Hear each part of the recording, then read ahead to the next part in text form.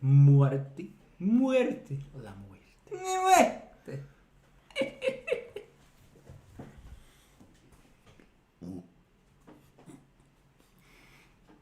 Tadinho. Bonito. Bonitinho. Deixa ele com a coisinha dele. Bora. Bora. Todo mundo sabe que a primeira não vai dar certo, né? Claro. Eu tô esperando que a primeira dê certo, porque eu tô com uma leve esperança. Caralho, mano. Se você me olhar com cara de esperançoso, velho, vai dar certo. Vamos lá. Você olha e fala assim, ó. Se fizer isso, não vai dar certo. Não vai. Configuração de fábrica de todo homem. Famosas últimas palavras. Puta, encaixa muito, né? Agora ele falou, meu irmão. Foi umas últimas Usou palavras. porra. Muito pariu, velho. específico. Caralho, mano. César foram as últimas palavras. Sabe- Deixe suas Foda, últimas né? palavras nos comentários. Nossa, a sua epígrafe. Puta, encaixa muito. Sejam muito bem-vindos ao Farol Podcast. Meu nome é Caio. Meu nome é Gabriel. Eu sou o Marcelo. Nós somos 3 amigos que se reúnem para fazer grandes perguntas e tentar respondê-las. Toda semana aqui no Farol Podcast a gente tem um episódio com um tema que é uma grande pergunta que a gente vai aqui conversar para tentar responder. E por meio da nossa conversa, talvez a gente consiga deixar algumas reflexões interessantes para você, usando muita filosofia, muita psicologia, certo? O tema de hoje é o que é a morte. Por que a gente escolheu falar desse tema fúnebre? Esse tema Fúnebre. tão Fúnebre. lúgubre? Esse tema tão lúgubre? Porque a gente entende que entender o que é a morte é muito importante, porque a morte é um dos temas universais da condição humana. É a questão que todas as pessoas terão que se perguntar eventualmente sobre como lidar com o fato inescapável da nossa finalidade, Sim. é o encontro com as nossas máximas limitações. E esse é um tema que é muito relevante, a gente acredita que a gente pode ter uma boa conversa sobre isso, que talvez seja bem reveladora pra gente. Então, como a gente costuma fazer, eu vou aqui iniciar a conversa perguntando o que a gente já acha sobre a morte, e no final do episódio a gente fecha com pensamentos finais tentando responder a pergunta. Então, aqui de início, eu acho que... O que vocês pensam, então, sobre a morte? Se é que alguém quiser começar. Talvez eu possa começar dessa vez? Comece. Eu vou começar dessa Comece. vez, então, porque é muito interessante pensar sobre a morte, porque a morte é um dos motivadores universais do ser humano e, por incrível que pareça, apesar dele ser esse motivador universal, ele é o mais escondido Tá. de todos. Escondido, eu digo isso no sentido de que nós não gostamos necessariamente de pensar sobre a morte. Nós não gostamos de recordar do destino final da nossa existência. Se é que é realmente o destino final, esse é um dos temas que a gente pode trazer aqui. Mas talvez aqui nessa existência. Alguns acreditam que é nessa existência, alguns acreditam que tem uma próxima. Independentemente de você acreditar numa imortalidade de uma alma que prosseguirá na sua jornada rumo a outros planos, a vida aqui ela acaba. A vida como nós conhecemos, ela tem um fim. E pensar sobre isso dá aquele sentimento obscuro, muitas vezes até de um certo vazio. Então esse é um sentimento que apavora, esse é um sentimento que oprime. Mas é um sentimento que precisa ser lidado. É uma questão que precisa ser resolvida. E muitos passam a vida inteira sem resolvê-lo, e não julgo. Não Né? julgo. Porque quem poderia dizer que se resolveu com a questão da própria morte, né? Poucos. E poucos ao longo da história mesmo. Então, o tema da morte é muito interessante. Acho que eu vou começar com uma história pessoal, que é como eu me encontrei com a morte. Com a realização da morte. Porque quando a gente é criança, a gente não tem uma noção clara da nossa finitude. Se a gente tem, é uma noção opaca. Sim. É uma noção que é como se você estivesse observando um fenômeno por trás de uma janela nublada. Sim. Você não tem muita noção da vitalidade daquilo. Existia uma crença de que crianças não conseguiam ter pensamentos relevantes sobre a morte. De que elas não entendiam a morte até chegar a uma certa idade. Quanto mais próximo da fase adolescente ou a fase adulta, maior a conceitualização da morte dentro Sim. dela. Mas isso se transformou em uma grande falsidade, porque se tem uma coisa que estudos psicológicos sobre a morte nos trouxeram é que as crianças entendem muito bem o conceito de morte muito cedo. Às vezes até melhor que adulto. Exato. E as crianças possuem, como se fossem certos estágios de crença da morte, mas não é um estágio por ordem cronológica, foi muito mais encontrado em estágio cognitivo mesmo. Uhum. Então a gente pode parar para pensar que o primeiro contato da criança com a morte, ou com a ideia da morte, depende, lógico, de contexto histórico, da vida da pessoa, local, se teve algum falecimento repentino na vida da criança, mas mesmo assim, eventualmente essa ideia surge. Na primeira vez é uma visão que a criança, ela não acha que pode acontecer com ela. Ela entende que existe, mas não necessariamente ela vai entender o que acontece com ela. Eu estou generalizando, não é? Obviamente não são todas as crianças, não é, mas é o que alguns estudos relataram. Agora, quando a criança começa a entender o conceito de morte, ela acha que pode escapar dela. Não vai acontecer com ela. Até porque você tem tanta vitalidade quando você é criança. Não faz sentido que alguém que acabou de começar a viver pense logo. Exato. Não é apenas isso, mas é raro ver morte infantil. Exato. Hoje em dia. Hoje em dia. Assim, Hoje em depende dia. de onde você está olhando. Depende de onde está olhando, mas a grande maioria do depende de onde você está olhando. Sim. A grande maioria. Eu não sei se é a grande maioria, mas Acho que tem é. lugares assim bem complicados. Mas Sim. acho que o importante é entender que eventualmente a noção de que a morte vai chegar para a criança acontece. E eu lembro quando aconteceu comigo.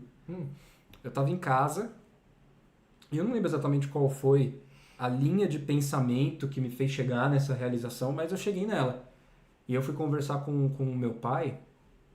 Fui conversar é um eufemismo. Na verdade, eu fui chorando.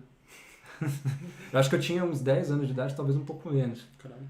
Porque a noção de morte já me era conhecida, mas foi a primeira vez que eu pensei na morte como um fato inevitável da minha própria existência. Isso era incomum para mim. Foi o primeiro momento que eu tive que enfrentar essa noção. Então eu cheguei chorando pro meu pai e pedindo para me acalentar. De alguma forma ele resolver minha questão com a morte, né? E é interessante, porque ninguém resolve isso. Não. Ninguém resolve consigo, talvez consigo mesmo, mas ninguém resolve pros outros. Certamente. Então, acho que meu pai pôde me falar na época algumas palavras acalentadoras. De que ainda tinha muito a viver. Uhum. De que... Ele até deu uma resposta interessante, que ele falou assim: tem muitas pessoas que têm visões de vida após a morte, a gente não sabe se realmente acaba aqui e tudo mais. Isso foi o suficiente para parar o choro, né? Mas eu lembro desse momento como um momento muito marcante. Vocês podem perceber que eu não esqueci isso. Mais de 15 anos. Ficou comigo. E quando eu penso em morte, às vezes eu acabo lembrando isso. Então, esse momento de encontro com a noção da morte é um momento crucial e ele pega, ele te agarra. E tem pessoas que, por esse momento, não se recuperam. Não. Então, fica atormentando a pessoa eternamente. E é por isso que, muitas vezes, a gente gosta de reprimir esses sentimentos. Claro. Se não reprimir, deixar num nível no qual a gente não queira pensar. Até mesmo pessoas que não têm necessariamente um grande problema com essa noção, ninguém gosta de ficar lembrando em público de que você vai morrer. Sim. Não, porque eventualmente aqui então vai morrer, né? Porra. Cacete, cara. Ninguém gosta de que o véu da nossa mortalidade seja levantado assim, Sim. sem muita cerimônia. Mas é interessante pensar isso, porque não existe nenhuma civilização na história da humanidade que não tenha lidado com o problema da morte. Sim. Não existe nenhum tipo de sociedade que não tenha como um dos conceitos primeiros a solução de como, não a solução, mas como entender a morte. Sim.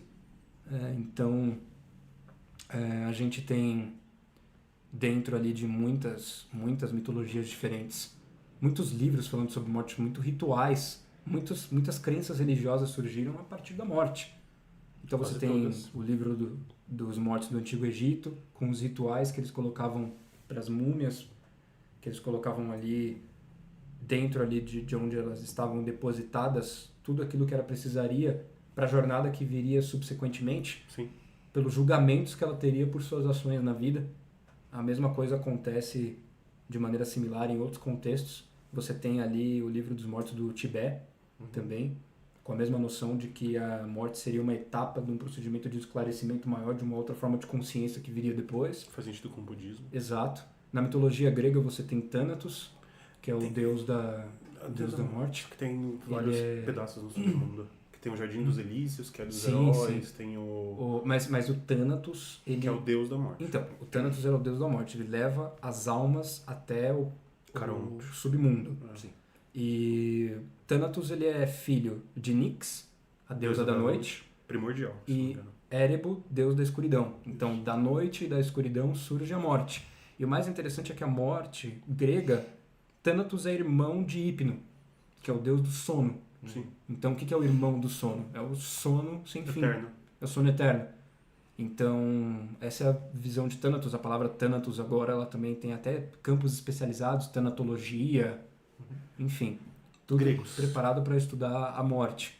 E aqui nos contextos, principalmente gregos e até mesmo romanos, estava lendo um livro excelente esses tempos que eu até comentei para vocês, A Cidade Antiga, Sim. do Fustel de Coulanges, que falava que o mistério da morte foi o primeiro grande mistério que fez o homem sair da sua condição material e olhar para com um tipo de noção metafísica a respeito de si mesmo. Porque se acaba a vida, ela realmente acaba? Esse é o grande mistério que ninguém vai ter resposta, ninguém nunca vai saber responder com certeza, mas alguns têm fé, certo? E as primeiras religiões primevas da Grécia Antiga e Roma Antiga, eu estou falando de Grécia Antiga e Roma Antiga, que na época de Aristóteles era antigo, na época de Platão era antigo, estou falando dos gregos realmente antigos. Eram a morte, os ancestrais mortos de uma família. Cada religião era formada por um núcleo familiar, cada família tinha a sua própria crença. E a crença era baseada na crença e no culto aos mortos. Sim. Os mortos eram encarados como os antepassados que teriam uma vigília sobre a família e ainda não existia a noção de uma alma indo para outros campos, indo para outros planos. Ela ficava no túmulo. E o túmulo era o local onde eram feitas oferendas para os mortos. Deixavam comida, deixavam bebida e acreditavam que se não fossem feitas essas oferendas, Os mortos iam ficar irritados. os mortos ficariam irritados e descontentes com a família e tudo e iria para o inferno, né? Então, o primeiro grande culto, pelo menos aqui, né, na Grécia e na Roma, é a noção dos mortos.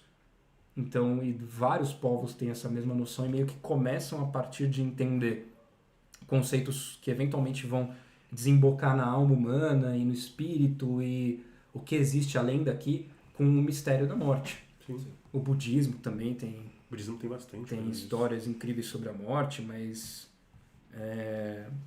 bem, eu já fiz esse grande preâmbulo aqui, falei bastante coisa, mas essas noções aqui, elas permeiam a nossa vida e eu queria entender o que vocês também pensam a respeito disso.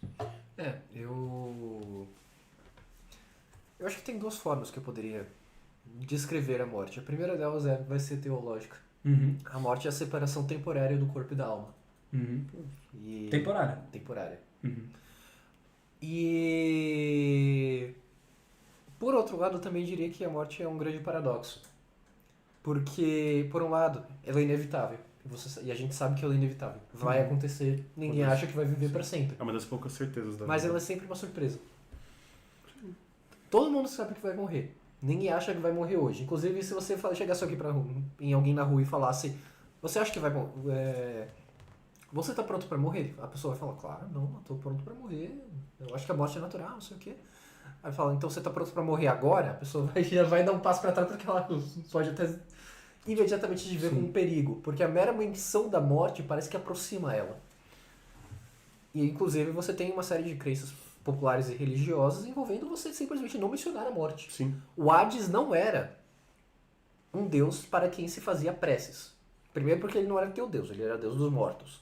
É, do A submundo. diferença entre Hades e Thanatos é essa. Thanatos é deus da morte, Hades é deus dos mortos. Morte submundo, no geral. Sim, ele governa sobre o mundo da mesma forma que Zeus governava o mundo. Tanto como se fosse assim, é aquele que vai trazer a morte e levar a alma para o lugar onde ela vai ficar, que aí é no Exato. Hades. Né? Sim, sim. Aí tem as E aí, revelações em lá, Hades tudo você mais. está sob a tutela ali Hades. do Hades, Sim. do próprio.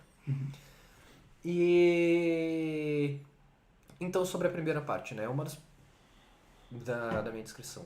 né? A separação temporária da vida e da morte, do corpo e da alma. Inevitavelmente o assunto da morte traz perguntas sobre pós-vida, como você disse, e é muitas vezes através de um encontro com a morte ou de uma reflexão sobre a morte que as pessoas acabam pensando pela primeira vez de forma séria do pós-vida. É por isso, inclusive, que que as pessoas vão ficando mais religiosas enquanto envelhecem. E o que eu acredito que é interessante é justamente essa ideia de que dentro da cosmovisão cristã, pelo menos, que é de onde eu venho e é o que pauta muitos dos meus pensamentos, essa separação é temporária. A morte é uma coisa que vai ser desfeita em algum momento. E ela não seria necessariamente natural, como é uma visão mais moderna. Mas ela seria justamente o efeito da introdução pelo homem da entropia no universo. Complexo. Deixa eu... o efeito da introdução do homem da A entropia. entropia. O Pecado inicial. a Bíblia diz em muitos momentos que o salário do pecado é a morte. Então você morre porque, primeiro, você não quer que o mal que os homens... Por quê? E por que isso seria uma sentença justa da parte de Deus? Você não quer que o mal do homem seja perpétuo. A morte é uma misericórdia, de certa forma, porque você está falando, olha, daqui pra frente vai ser só desgraça, mas vai ser temporário. Mas, ao mesmo tempo, você não vai viver nesse estado para sempre. Existiria uma restauração livre dos efeitos desse pecado. Então, essa é a ideia. E sobre a questão do paradoxo da morte, eu acho que é justamente o fato de que, ao longo da vida, a gente vai... Eu acho que existe um mero efeito de distração. Você não pode pensar sobre a morte o tempo todo, porque senão você pode facilmente virar uma obsessão e das duas uma.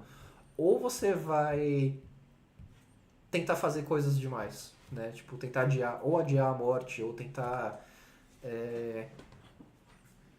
fazer ela não valer de alguma forma, ou então ficar muito focado no que você pode fazer até lá.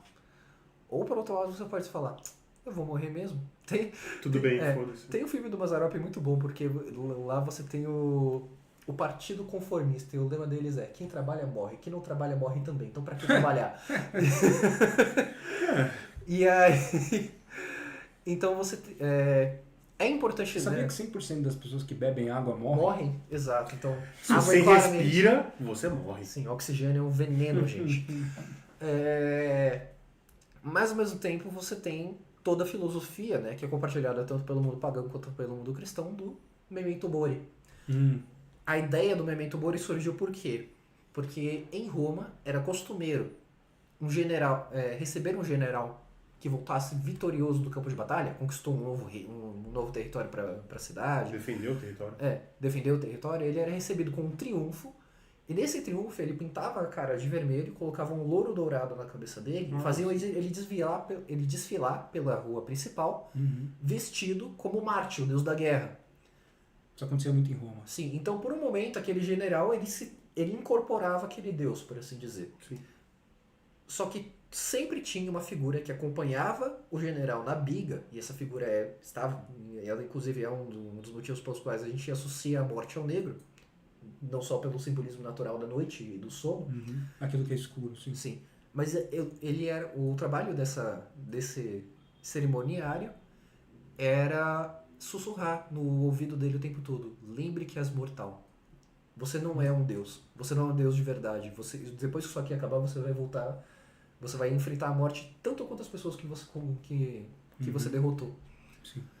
Então, essa ideia ela foi sendo adaptada justamente especialmente com o advento do cristianismo, para você ter uma reflexão sobre o destino da alma, mas ela sempre existiu com a ideia de que seu tempo é limitado e você é limitado. Sim. Né? Então, é isso. Muito bom, você, Marcelo? Eu acho que eu vou ser o mais curto dos três, que é... Pra mim, a morte, ela é o apagar de luz do eu material. Do eu, tipo, da consciência eu. Ok. Não necessariamente do eu. Certo. E também pegando um pouquinho do Tolkien, que me ajudou muito fazer as pazes com a morte. Que eu comentei no episódio que é um bom livro, assista. Algum corte ou episódio. Mas que a morte não é um castigo. Mas talvez o que faz o homem ter um potencial infinito. Porque se a gente não soubesse que nós somos limitados, a gente não tentaria ter uma vida boa ou ser próspero. Ou tentar fazer o máximo para que a geração vindoura tenha um momento melhor que o nosso. Mas para mim, principalmente, a morte é o apagar do eu material. Sim. Acho que unindo um pouco o que vocês falaram e também trazendo um pouco do que o Kizan mencionou, é um tabu. É um tabu falar da morte. A morte ela é um dos maiores tabus. Sim. E ela foi um grande tabu por um bom tempo. Até hoje, um pouquinho. E acho que quanto mais moderno o tempo, talvez a impressão que eu tenho é que o tabu foi ficando cada vez maior. Porque a gente não tem uma metafísica que alia essa visão da morte como uma potencialidade futura. É como um apagar de luzes final, né? Sim. Muitas vezes, ainda mais se você tem uma cosmovisão ateia, por assim dizer, né? Sim. Isso tem seus benefícios e malefícios. Alguns dizem que a vida é mais bela justamente por não ter um segmento, e tem outros que encaram isso como uma grande tragédia. Um castigo. Mas o Freud ele falava que o inconsciente não está preparado para agregar e integrar uma visão de morte. Porque o nosso consciente, isso alguns filósofos também falam, como por exemplo Nietzsche falava da vontade de poder e de potência, por isso que é um grande paradoxo, como você mesmo disse, nós temos essa vontade de expansão do eu, Sim. ao mesmo tempo sabendo que isso vai acabar. Ao mesmo tempo sabendo que existe uma limitação final, que é a maior das limitações, Sim. que é a limitação do desenvolvimento da nossa própria consciência, que eventualmente vai começar a definhar, literalmente. Sim. A mãe natureza, encarada como muitas vezes como algo benéfico e unicamente bom, Ela é cruel. É uma figura multifacetada. Sim. Porque ao mesmo tempo em que ela te provê, ela te mata. Sim. E ela vai te matar e vai conseguir. Sim. Então, não importa o quanto você tente correr. E Freud falava que existe até um impulso para isso, chamado pulsão de morte. Pulsão de morte, sim. Pulsão de morte seria um impulso orgânico em relação à destruição. Então, seria uma maneira inconsciente de tentarmos agregar a morte. Então, isso pode ser feito de maneiras positivas ou negativas. Porque a vida é feita de ciclos. Sim. Ciclos acabam. A Coisas natureza, morrem. Plantas morrem, nascem de novo. É o ciclo das estações. E às vezes nasce no mesmo lugar Exato. que a outra morreu. Verão, outono, primavera. Verão, outono, inverno. Primavera e inverno, justamente, né? A morte tendo aquela noção simbólica do frio. Sim. Porque o frio mata, é diferente do calor. Porque o calor traz o fogo, a chama da vontade, né? A chama da energia para a planta e para provir. o mundo florescer. E sobre essa questão da pulsão de morte, ela pode ser positiva no sentido de você ter comportamentos que quebram ciclos, comportamentos destrutivos, ou pode se transformar em repetição de ciclos de autodestruição, Sim. como por exemplo vício em drogas, comportamentos de Suicidas. às vezes automutilação, pensamentos suicidas. Freud até falava que toda vez que a gente come um alimento, a gente está exercendo a pulsão de morte, porque é uma pulsão de desintegração. Porque nós temos essa pulsão inconsciente de voltar a esse estado desintegrado, por assim dizer, né? Isso é uma maneira de justamente integrar a noção de morte, que pode ser mal integrada ou bem integrada. Os fenomenológicos vão olhar para isso e eles vão falar que existe um ser para a morte, que é como se fosse uma das estruturas do Dasein, que é como se fosse um conceito para uma abstração da própria existência humana. Então, os fenomenológicos não conseguem dissociar a morte da existência humana. E quem consegue, né? Ninguém consegue. É impossível. E eles entendem que nós sempre estamos, a cada momento, a cada escolha nossa, nós estamos morrendo e renascendo. Morrendo e renascendo, que é o símbolo da fênix. Sim. A fênix é justamente o pássaro que queima a si própria por uma grande transformação, que é o fogo que devora a si mesmo. Ela passa pelo Nirvana. Exato. E depois ela tem, das cinzas dela ressurge uma nova criatura. E o ser humano passa por isso o tempo inteiro. Sim. Todo momento. Os existencialistas e os fenomenológicos se apoiam muito nisso. Então, o nosso corpo agora, nesse exato momento, tem uma célula morrendo e outra renascendo. A tipo, nossa- exatamente Exato. agora. A nossa pele, de 7 em 7 dias, a nossa pele inteira muda para uma nova. Exato. Sim. Se eu não me engano, existe também uma ideia de que existe um ciclo de 1 ano de todas as células do seu corpo. Tipo, pouquinho existe um menos, período né, no qual algumas. existe um período no qual o seu corpo renova todas as células dele. Inclusive tem aquele dilema do barco de Jasão, né? Sim. O barco Ou de Teseu. Jasão, exato. É. Ou de Teseu, depende de quem Exato. você pergunta. Mas normalmente a ideia é justamente aquela, você tem o navio de Teseu. Isso, E Teseu, desculpa. Às vezes é É a Jasão, às vezes é tradução. Teseu. É a tradução, É. que eu acho que Teseu é grego e eu acho que É um dos- Jasão é romano. É um alguma dos coisa dois, às assim. vezes é os dois. Dependendo do É lugar alguma- onde você Mas tá. é o mesmo herói. A ideia é a mesma. Você tem um navio de Teseu. E você troca todas as tábuas de madeira, todos os Haste, lugares, todas as terra. hastes, tudo que faz parte do navio, Vela, você troca. Tudo. Aquilo que vem depois, aquilo ainda é o navio de Teseu? E ou é ele algo mantém a novo? mesma aparência. Depois desse processo de transformação, Exato. ele ainda tem uma aparência parecida, mas tudo que está dentro dele mudou. Às vezes até a mesma aparência. Sim. Aquilo é ainda o mesmo navio? Nós somos Sim ainda e não. as mesmas pessoas que nós éramos há 7 anos atrás? Sim e não. Sim e não. Sim, não. E eu chegando no ponto da fenomenologia, que é a base principal dessa abordagem psicológica é você perceber que você vai morrer e o quanto isso pode ser um sofrimento muito grande, uma tragédia muito grande, que é, como você falou, você com 10 anos percebeu isso. Tem um termo específico que eu esqueci, me fugiu a mente agora, que é o momento que você percebe que você vai morrer, como se você visse vários caminhos, você vê a potência humana, o potencial humano, e você vai perceber, eu nunca vou conseguir fazer tudo isso, e em algum momento isso vai acabar. Eu não sei quando, eu não sei como, mas vai. E isso é uma das bases da fenomenologia, porque quando você encara a morte, talvez outras questões que vocês tenham com você mesmo comecem a fazer mais sentido. Sim. E principalmente você encarar que você não vai poder fazer tudo na vida. Sim. E que você é um ser que morre, outras pessoas ao seu redor também morrem e que você está perdendo oportunidades que você talvez nem saiba. Sim. Porque você não tem tempo infinito, você não é mais de 3 clones ao mesmo tempo. Sim. Exato. E faz parte. Interessantemente, isso que você tocou um pouco, é o tema da história mais antiga que nós conhecemos, né? Gilgamesh. Gilgamesh. Exato. Cara, o Bluetoothzinho. Adoro esse momento. Gilgamesh, cara, Gilgamesh. a primeira...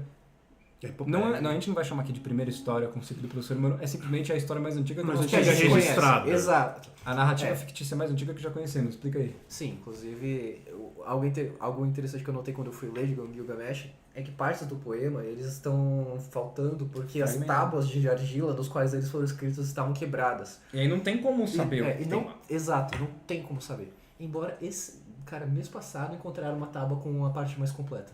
Ui! E, Então- cara, acho que a história foi descoberta final do século XIX, começo do XX. Por aí, Exato, por aí. exato. É muito recente. Sim, Foda. mas Antes era Beowulf, se não me engano. A mais antiga. sim, mas Não. qual Homero. Homero.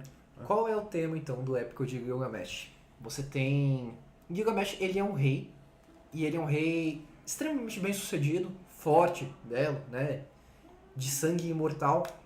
É um tema muito comum na maioria das narrativas antigas. Era divino. Ele era. Ele era divino. Ele era E, semideus. ele tinha se tornado tão arrogante que os deuses decidem enviar um homem que seria Enkidu. Enkidu, um homem selvagem, semelhante a uma besta. Eles falam que ele tinha, tinha o corpo todo coberto de pelos, tinha chifres, e eles enviam ele para que ele seja um igual de Gilgamesh. E eles formam uma amizade muito bela, depois de algumas coisas acontecendo. É uma história muito bonita e muito complexa. Ele resumiu muita coisa. Eu estou resumindo pra cacete. Basicamente eles têm um duelo, Sim. e nesse duelo, que não tem vencedor necessariamente, eles se tornam grandes amigos. Isso, e E eles começam vão a viajar combatendo juntos. a ameaça juntos. Sim. E o Gilgamesh ele vai evoluindo como pessoa. Sim. E o Enkidu vai decaindo, entre aspas. Na verdade, o Enkidu ele vai ganhando uma maior consciência porque ele era selvagem. Exato. E ele perde muitas coisas por conta disso também. Sim. Assim como ele ganha. Eles acabam enfrentando um touro que era o enviado divino e isso deixa os deuses bem chateados. Exato. Sim. Porque eles matam o touro, que era um ser divino, e os deuses do panteão babilônico ficam Meio chateadinhos. bravos. Sim. É. Se eu não me engano, E Eu não me lembro exatamente desses detalhes. Você que leu mais recentemente talvez possa me ajudar a lembrar. Mas o que acontece é, eventualmente ocorre uma confrontação com uma criatura chamada Umbaba, se eu não me engano. Também. E se eu não me engano é aí, ou é até na confrontação com um touro, um dos dois, Enkidu morre. Sim. E isso causa um trauma muito grande em Gilgamesh, porque ele fala, cara, ele era igual a mim. E ele morreu. A lógica segue que eu também posso morrer. Sim. E ele começa uma busca, então, pela fonte da imortalidade. E ele vai procurar um homem que... Olha, conexões interessantes. O homem que construiu a arca que salvou a humanidade do dilúvio. Isso na Babilônia. Sim, isso na Tendo Babilônia. aquela conexão bacana com a história de Gênesis. Isso, exato. Até porque... Sem que provavelmente os povos tivessem se conhecido. Sim. Exato. E... Isso é bizarro. Depois de uma aventura meio estilo Hobbit da vida, ele eventualmente encontra, ou Conan o Bárbaro, pra ser mais preciso, ele encontra esse homem e ele diz, olha, existe sim uma planta que se você comer, ela vai te dar vida eterna. Ela está no fundo do oceano. Então, Gilgamesh, ele amarra pedras nos pés e ele desce até o fundo, pega a planta, depois ele desamarra e deixa o próprio mar trazer ele de volta para a costa. E ele, muito feliz, muito contente, tendo encontrado aquela fonte da vida eterna, volta para casa, né? Onde ele pretendia preparar um jeito de consumir aquela planta no seu palácio. Mas no caminho ele está muito cansado. Ele decide tomar um banho, né? Tem uma terma ali, alguma coisa assim. Ele recupera essa planta e ele simplesmente, acho que ele se senta perto ali perto do rio. E tem uma floresta atrás dele. Sim. E aí ele, sentado, decidindo banhar-se no rio, tira suas roupas, tira tudo, deixa suas pertences ali perto daquela pedra. E enquanto ele está se banhando, uma serpente aparece, come a planta, troca de pele e sai correndo. Correndo não, porque é uma cobra, mas... Eu imaginei um cobrinha com perninhas subindo.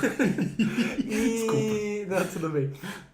E Gilgamesh então volta quando ele percebe o que aconteceu, ele começa a chorar e contemplar a própria mortalidade, percebendo que não importa o quão grande ele seja, ele ainda é finito, ilimitado. E ele vai morrer. Ele vai morrer um dia. E não tem necessariamente uma solução, a não ser o fato de que Gilgamesh, ele faz toda uma peregrinação para tentar honrar a morte do Enkidu. E no final ele simplesmente está com medo de que ele tenha o mesmo destino e ele não consegue resolver esse paradoxo necessário da humanidade. Mesmo que ele seja um ser divino, ele é semidivino, né? Ele é semidivino. E ele volta da sua jornada, da sua missão, com o conhecimento de que a morte é inevitável. E isso transforma ele em alguém melhor. Sim, ele vira um rei sábio, um inteligente, mais bondoso. Tem várias histórias que brincam com isso. Sim. Acho que no Herói de Mil Faces, do Joseph Campbell, ele traz vários exemplos de outras mitologias de seres divinos ou semidivinos que vão atrás de algum tipo de planta ou cura ou elixir da imortalidade, não conseguem e retornam de mãos vazias, mas com conhecimento e uma sabedoria maior. Sim. O confronto da morte, ele de muitas formas é o princípio da sabedoria também. Exato. Porque ele te leva a se questionar, tá, eu vou morrer. Sendo que eu vou morrer, o que realmente importa? O que vai sobrar de mim depois que eu tiver partido desse plano? Isso que é interessante, porque muito da psicologia da morte nos traz uma noção.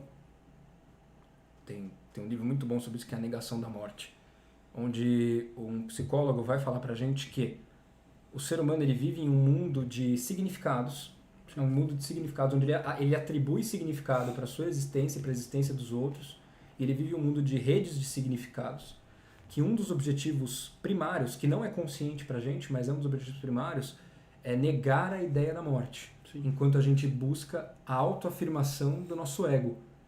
E isso ocorre de muitas maneiras. Existem maneiras saudáveis e existem maneiras patológicas de você buscar isso. Agora, como a gente está trazendo aqui histórias clássicas, muitas mitologias, praticamente todas... Acho que quase todas, até mesmo os tribais. Exato. Possuem o encontro com a morte por meio de heróis divinos, semidivinos muitas vezes, ou até mesmo humanos, que se transformam nos avatares de imitação de todas essas crenças Sim. e que propagam os ritos de crenças. E parte disso é porque a noção de heroísmo é a coragem em face da morte. Sim. Na frente da morte, os heróis das grandes histórias, eles não se deixaram desesperar por essa limitação, ou como o Gilgamesh, se desesperando, depois conseguiram tomar ali um conhecimento superior. Sim. Então, eles se transformam em heróis. Parte da noção de heroísmo vem dessa noção de que encarar a morte de frente é necessária, integrar o conhecimento da morte em você e não Sim. deixar aquilo te oprimir pelo resto de toda a sua existência. Sim. Tem até uma classificação, tem uma ansiedade específica chamada ansiedade da morte, Death Anxiety. E ela não é classificada como um transtorno próprio dentro do DSM-5, da CID-10. do manual de classificação dos transtornos mentais, mas ele pode ser encarado como dentro do campo de fobias específicas Sim. da ansiedade, né? Que são sintomas de ansiedade que ocorrem em um objeto determinado. Medo de muitas coisas pode ser fobia específica, como medo de altura, ou Aranha, medo de aranha, aracnofobia, aracnofobia, tudo pode ser encarado como medo específico, né? Sim. E essa fobia da morte também pode ser encarada como um medo específico, né? Sim. E essa fobia da morte, aí é que tá, ela é natural em níveis adequados. Ou seja, ter medo da morte é natural. O que não é natural é não ter medo da morte. Pessoas que não têm medo da morte não parecem humanas. Sim. E parecem alienígenas até. Distantes de uma certa humanidade. Só que existe um nível onde certos sintomas, como um medo excessivo da mortalidade, seja sua ou de pessoas que você conhece, Vai ser uma ansiedade. por, sei lá, períodos prolongados, sei lá, mais de 6 meses com esses mesmos medos em uma intensidade muito alta, caracteriza uma fobia. Sim. Que aí, enfim, pode ser tratada de diversas maneiras, com terapia, enfim. Tem que ser tratado com terapia, de certa forma. Exato. E essa é todo um dilema do ser humano de tentar integrar a noção de Sim. morte na sua própria existência. Uma coisa que eu gostei muito de ver ao longo de alguns estudos de mitos que eu fui fazendo desde lá da adolescência, acho que a gente teve contato com a mitologia grega talvez primeira vez com Percy Jackson da vida e por aí vai, canônico. Justo. E ao longo da história também fui me envolvendo mais em mitos no geral. E quase todo eu não se eu for falar todos, porque eu não sei muito a fundo de tribos indígenas, astecas, maias, hindus e por aí vai. Mas as grandes mitologias, e o Joseph Campbell e o Jung também agregaram, estudaram tudo isso, o ser humano ele sempre acha uma maneira simbólica de lidar com a morte de uma maneira muito parecida e muito semelhante. Porém, não é com algo quase como ateísta ou nihilista, que acabou o buraco negro, escuridão, nem nada. Mas com uma jornada para algo além. Então, por exemplo, os vikings têm o quê? Valhalla, que é para grandes heróis. E eles também têm o Hel, que é para grandes mortais. E eles também têm um outro que é para pessoas que morrem afogadas. Que faz sentido, eles viviam no mar. Então tem uma deusa dos afogados, faz sentido. Faz todo sentido. Imagina você nunca ter ido pro mar, a primeira vez que você morre afogado e você não vai pro Valhalla porque você foi pra morrer afogado. Vixe, vai ficar no mar pra sempre. E é um lugar específico para afogados, que tem uma deusa com uma rede. Vai ficar no plano do mar, irmão. E faz sentido, porque é um povo que viajava muito em mar, faz sentido. Aí os gregos têm, tipo, Tártaro, os campos dos Elíseos, e eu acho que tem mais um, se não me engano. Hades. Acho que mas fica tudo no Hades, se não me engano. Não lembro agora, faz Aí muitos já anos. não sei. A arquitetura Do Hades, não sei. A planta do Hades eu não tenho. Exato. Eu não consigo porque me mistura com Divina Comédia. Campos Elíseos é romano, pelo que eu sei. Se não me engano Uma noção bem mas eles têm romana, umas separaçõezinhas ali greco-romanas. Também acho que é greco-romano. Greco-romana. Os japoneses também têm sua outra separação, que eles também têm os próprios deuses da morte. Chinês também, que eles bebem muito uma da fonte, uma da outra. Os maias, os astecas, eles têm muitos espíritos, igual os japoneses também. Tem os espíritos que às vezes as pessoas, ou grandes heróis, ou pessoas que tiveram uma vida trágica, ou grandes infortúnios, acabam virando espíritos. Sejam eles espíritos malignos ou espíritos benéficos, por assim dizer. o ser humano, a gente não consegue, parece, na nossa cabeça, que a gente não consegue lidar com a morte de algo que não seja metafísico e simbólico. Porque é algo que não é muito palpável. Sim. Me parece que todas as culturas intuíram algum tipo de pós-vida, né? Isso. Exato, com o cristianismo, com paraíso e purgatório e inferno. Exato. Você pode tomar a atitude mais cínica em relação a essas crenças e falar que isso é apenas uma maneira que o ser humano utilizava para lidar com o medo da ansiedade da própria morte. Sim. Freud falava isso, por exemplo, do cristianismo. Sim. Eu diria que isso é uma besteira absurda. Porque isso é simplificar crenças que são milenares em uma época em que o ser humano não pensava de outra forma que não fosse religiosa. E até hoje então a gente pensa a maneira de instrumentalizar a religião que a gente pensa hoje em dia, né, para me trazer conforto, não era comum. As pessoas que viviam onde essas crenças estavam no seu ápice. Sim. Muito pelo contrário. Você realmente vai olhar para o cristão e vai falar que ele usa a crença dele para fugir do medo da morte? Você vai olhar para o cristão e falar isso? O símbolo deles é a cruz, onde o líder religioso deles está crucificado. Eles olham para isso o tempo inteiro. Não, e outra, você acha que se você está procurando conforto, você vai inventar o inferno? Exato. Ou até o purgatório? Exato. É a última coisa que você vai querer imaginar quando chegar você As nisso. pessoas falam que isso, você pode continuar sendo cínico e falar assim, o inferno existe para controlar a conduta das pessoas. E eu falo, se você tem críticas a respeito da religião, você poderia formular críticas que não sejam dignas de uma criança de 12 anos de idade. Sim. Porque pessoas que viviam nessa época, de novo, onde a crença religiosa era tudo que as pessoas tinham. Sim. A gente não pensava, muitos séculos atrás, de uma maneira que não fosse religiosa. Exato. Não existia uma maneira científica de pensar nas coisas. Essa ideia de que as pessoas, os líderes religiosos usavam a religião para oprimir pessoas. A ideia de usar a religião não é algo que existia, porque a religião não era um instrumento. A religião era a vida das pessoas. Exato. A individualidade não existia fora da crença. Exato. Como Não você falar que tinham você essas vai noções. instrumentalizar o ar que você está inspirando. Exato. Exato. Essa é uma bela noção. Você não instrumentaliza o oxigênio da mesma forma que essas pessoas não instrumentalizavam. Essa noção surgiu muito tempo depois, quando a crença na religião, em certas sociedades greco-romanas, já estavam mais... já estavam ali decadentes. E isso ali muito depois. Sim. Então, sim, foi utilizado, mas na época, mas elas não surgiram por conta disso. E eles entram muito... Podem ser que tenha sido utilizados para isso, mas não surgiu com essa Exato. proposta. E eles entram muito para você entrar em paz. Não só com a sua própria mortalidade, mas com a mortalidade alheia. Que, por exemplo, a gente já mencionou isso em outro episódio também. Uma criança morrer, por exemplo, num vilarejo por causa de fome, de peste, porque no mundo antigo a morte era muito mais presente. Qualquer coisa te matava. Literalmente qualquer coisa. Um machucado errado te matava. Sim. Ponto. Assim, qualquer doencinha, morte. E como você não tinha teoria do germe, você nunca ia saber por que você está morrendo. Exato. Cara, E tem muitas vezes que a morte, ela trazia um certo acalento para as pessoas.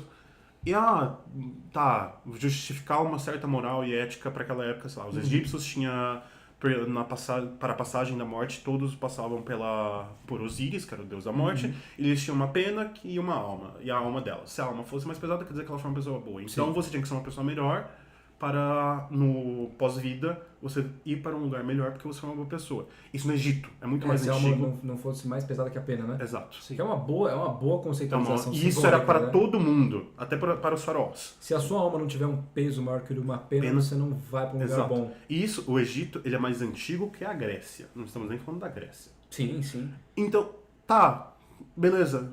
Você realmente quer criticar que as pessoas sejam boas? Cara, tem... Por um motivo maior? Sim.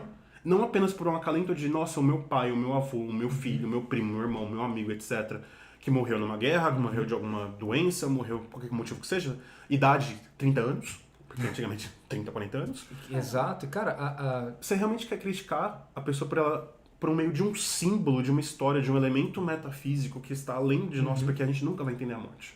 Ninguém nunca vai entender a morte. Ok, que ela está indo para um possível lugar melhor ou que ela tem que se esforçar em vida material para ser uma pessoa boa, não apenas pela comunidade. Porque, tem a comunidade também, todo mundo vive em comunidade, pensa em comunidade. Se você for uma pessoa ruim para o outro, talvez depois isso daí vai te cobrar. Talvez não em vida, mas em morte. Será que você vai criticar isso? Não, e É outra... que só ser uma pessoa cínica e que, posso fazer tudo porque depois é um grande buraco negro, então tudo bem. Então, eu ia falar isso. Beleza, vamos remover a visão religiosa da morte e da vida após a morte. O que você vai botar no lugar? O que sobra? Exato. Bem... E todos eles veem a morte como uma nova aventura, de certa forma. Você pode... assim, se você não tem uma religião, Ok. ninguém aqui Não, vai aqui querer... a gente não Exato. tá tentando te converter de nada. Não tem Muito nada pelo disso, contrário. mas assim, a gente só tá enfrentando essas noções que tratam a ideia de um pós-vida como uma brincadeira de criança, quando é muito Sim. mais profundo do que isso. Se Isso você merecer vive, se outras você vive coisas. sem isso, ok. Existem Sim. facilidades e dificuldades em viver com e sem isso. Exato. Alguns poderiam dizer que como você tem um julgamento que te espera no pós-vida, tudo que você faz tem uma importância muito maior, um grande Exato. peso nas suas costas, enquanto que, ao mesmo tempo, tem esse acalento de você saber que não acabou. Exato. Enquanto que na visão agnóstica ou ateia, você não tem ali essa certeza. E existe também essa opressão de que tudo realmente vai acabar, mas ao mesmo tempo, mesmo que você acredite num pós-vida ou não, acho que as duas visões elas concordam no sentido de que a vida nessa existência aqui já era. Já era. Ela tem um tempo limitado. Isso faz com que seja algo bonito. Existe uma beleza Sim. intrínseca Na no finitude. fato de que a finitude existe. Sim. Porque isso é uma... Eu lembro de uma cena, a Ilíada de Homero, ela também tenta lidar muito com o problema da morte. Aquiles, com o fato de que Patroclo, seu amigo, Primo. Seu amigo. Amigo, que hoje em dia, enfim, está sendo interpretado. Muitas pessoas gostam de interpretar Gilgamesh e Enkidu, Aquiles com Patroclo como se fosse um romance, mas Exato. é apenas a dor de... Porque falam que quando Aquiles perdeu seu amigo Patroclo, ele basicamente saiu matando um monte de gente. Sim, a cólera de Aquiles. A cólera de Aquiles é exatamente sobre essa história, e Gilgamesh fez saiu numa peregrinação, e isso faz com que seja um romance, mas assim, é apenas a dor da amizade, né? Não tem nada necessariamente romântico nisso, embora... Veja você ou seu amigo ser morto na guerra e veja se você não vai querer sair matando todo mundo. Mas Você vai ficar enfim, em choque. saindo dessa pequena Anedotazinha. discussão, tem uma cena no filme de Troia que tem muitos problemas, o filme. O livro da Ilíada, a história da Ilíada é muito melhor, narrada por Homero, mas tem uma cena muito legal no filme que Aquiles está conversando com a Briseida. Sim. E eu não lembro se tem uma cena exatamente assim no livro, eu acho que não, mas no poema, né? Homérico. Mas no filme tem uma cena onde ele fala: os deuses têm inveja da gente, que somos mortais. Os deuses têm inveja de nós, porque eles sempre estarão aqui entediados e causando conflito entre os humanos para que algo de novo aconteça. Sim. Enquanto que a gente vai acabar. Tudo é mais bonito, porque temos um fim. Tudo é mais belo. Sim. Ele fala para Briseida, né? Uma das frases que, inclusive, é uma grande frase para talvez conquistar uma mulher. Você nunca vai estar mais bela do que está agora. Depois de comer ela. Tudo é mais belo justamente porque vai acabar, inclusive a gente. Sim. Então, nunca mais estaremos por aqui, e isso faz com que a nossa vida tenha um sentido intrínseco. Sim. Intrínseco. Por que a gente não é imortal? O retrato de Dorian Gray brinca com isso. Brinca muito com isso. Do Oscar Wilde. É a noção do homem que era bonito, jovem, tinha privilégios Poder, justamente por ser bonito, o halo effect, que chamam, né? Que os privilégios de pessoas que são esteticamente aprazíveis. Ele era também bem abastado. Ele era bem abastado, rico, e ele consegue, por alguns anos, né? por um meio de um pacto, ele consegue manter a sua aparência e todos os seus confortos da juventude, manter a sua juventude e não envelhecer por um tempo onde as pessoas ao redor dele estão envelhecendo. Sim. O resultado disso é que quando você não tem que se preocupar com a sua finitude, o que acontece logo em seguida quando você não tem que se preocupar com o fato de que sua vida vai acabar? Bem, se eu estou aqui para sempre, nada mais importa, porque todos aqueles que eu conheço vão morrer, e mesmo se todos nós fôssemos imortais, nada importaria tanto. Sim. Porque tudo seria... Assim, como é que eu posso dizer? Tudo seria rotineiro. Sim. A existência humana seria tão rotineira, e o que sobra? Hedonismo. O que acontece com o Dorian Gray? Uma vida de hedonismo, com práticas horrendas, ele se transforma numa pessoa horrível, porque ele não tem mais a limitação final da vida dele. Sim. E depois, quando ele se arrepende disso no final do livro, spoiler, depois quando ele se arrepende no final do livro já tá tarde demais. Exatamente. Ele já corrompeu a alma dele inteira. Até um ponto que ele mesmo se destrói. Uhum. Mas alguns pequenos pontinhos. Uma coisa que me chocou muito no Tolkien foi quando eu li, sei lá, Silmarillion quando eu tinha 17, 16, por aí. Que o Kizo me recomendou horrores. Nossa, faz tempo, meu Deus. De nada. Mas que o Tolkien, na sua Bíblia para a Terra-média, ele comenta que o presente de Eru, que é o deus demiurgo ali da história, dá para os homens é a mortalidade. Sim. Eu lembro que eu li aquilo e falei, calma, como assim? Como assim? Eu tava no ápice do ensino médio com pessoas ao meu redor morrendo de câncer, Alzheimer, demência, etc. 3 cachorros que eu tive eu amei morreram também logo em sequência. Eu falei assim, como assim a morte? Tipo, eu estou sofrendo muito, as pessoas ao meu redor estão sofrendo. Como assim é um presente? Que eu tava encarando a morte tipo, anos um atrás do outro. Eu vi pessoas definhando, seres que eu amava. E eu comecei a fazer mais paz comigo, porque, como várias histórias falaram, é uma outra aventura. O Gandalf mesmo falou em uma das últimas, acho que a última fala dele, no Senhor dos Anéis, que a morte nada mais é do que uma nova aventura. A frase dele no Retorno do Rei é um dos momentos mais lindos que eu pretendo tatuar. de cinema. Exato. Pra mim, que é ele conversando com o Pippin. Não fique triste. E ele falando, né? A vida é apenas a morte é apenas uma passagem da qual todos nós vamos compartilhar. E depois a gente vai chegar nas praias de Valinor. Ele não fala esse nome, mas ele fala o véu vai se suspender. Isso. Tudo vai se transformar em espelho espelho prateado. Sim. É E muito bonito isso. a cultura pop, de certa forma, a cultura histórias, literatura, poesia, simbólica, músicas. O ser humano, ele sempre tentou lidar com a morte, explorar a morte, sofrimento e amor. São os temas mais explorados até. E um dos animes que mais fez sucesso recentemente se chama Sousou no Frieren, que é a Jornada de Frieren. Como é que é o nome? Sousou no Frieren. Eu não lembro o nome. A Jornada de Frieren. Acho que é a Jornada de Frieren. Que eu não lembro o nome em português, só em japonês. Que é exatamente sobre isso. Sobre um elfo imortal percebendo a finitude, porque a história... Os primeiros 2 episódios, tipo, spoilerzinho dos primeiros 2 episódios.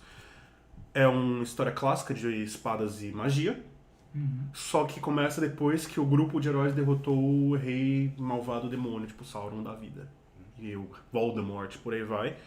Se passa anos, a maga do grupo, que era uma elfa, porque a elfa geralmente tem essa tendência, graças a Tolkien, a ter mais magia, etc. Ela é imortal. E do nada passa, tipo, quase 50 anos. Pra ela foi, tipo, 5. E todos os amigos dela morrem. E ela vai pro funeral deles. E nos primeiros 2 episódios, ela percebendo o que eu fiz nesse tempo todo. Porque eu não passei mais tempo com eles. Porque eu fui egoísta. Porque eu não percebi isso. E ela começa a se arrepender. E ela, tipo, chora. E ela começa a pegar A jornada dela é pegar os alunos dos amigos dela e tornarem eles grandes pessoas. E passar tudo que ela aprendeu na imortalidade dela pra eles e ao mesmo tempo também começar a aproveitar a vida porque ela tem um arrependimento muito grande. Cara, eu não consigo não ouvir isso e não pensar na morte de Ivan Illich, do Tolstói. Sim. Agora você falou. Então, olha isso. É uma história curta, se você não leu, leia. É maravilhoso. É um conto de Tolstói, onde... Não tem spoiler, né? A morte de Ivan Illich. Não, é porque... E também o título. É porque tá no título. A morte de Ivan Illich. O cara vai morrer. Então, assim, ele já começa na história... O protagonista começa morto e depois você vai vendo a trajetória dele de quando ele estava... Toda a vida dele até o momento da morte. Sim. E a realização, um dos maiores medos... Esse, com certeza, é um dos maiores medos que aflige o ser humano. É pior que o medo da morte. O medo de uma vida que não foi bem vivida. Sim. Ivan Illich, no final da sua vida, percebe que ele viveu a sua vida como só mais um. E o que isso significa? Significa que ele viveu a vida cheio de trivialidades, superficialidades. Ele não aproveitou a vida dele como todo o potencial humano que ele tinha na visão dele, foi desperdiçado. E ele no seu leito de morte, começa a perceber, e tem uma frase muito, muito poética que ele fala: eu achei a minha vida inteira que eu estava subindo uma montanha, mas na verdade eu estava descendo. Foda. Então, os russos são bravos, né, cara? Então, essa história é um medo primordial do ser humano que eu acho que é pior que o medo da morte. Porque a noção de uma vida bem vivida é justamente a noção de legado. Sim. Qual é o legado que você vai deixar depois da sua existência ter sido concluída? Quer você acredite que você vai para outro plano, quer você acredite que você vai ficar, que acaba por aqui mesmo. Sim. Qual é o legado? Porque o nosso ego, diferente dos outros animais, a gente tem uma concepção da morte. Então a gente entende a finitude.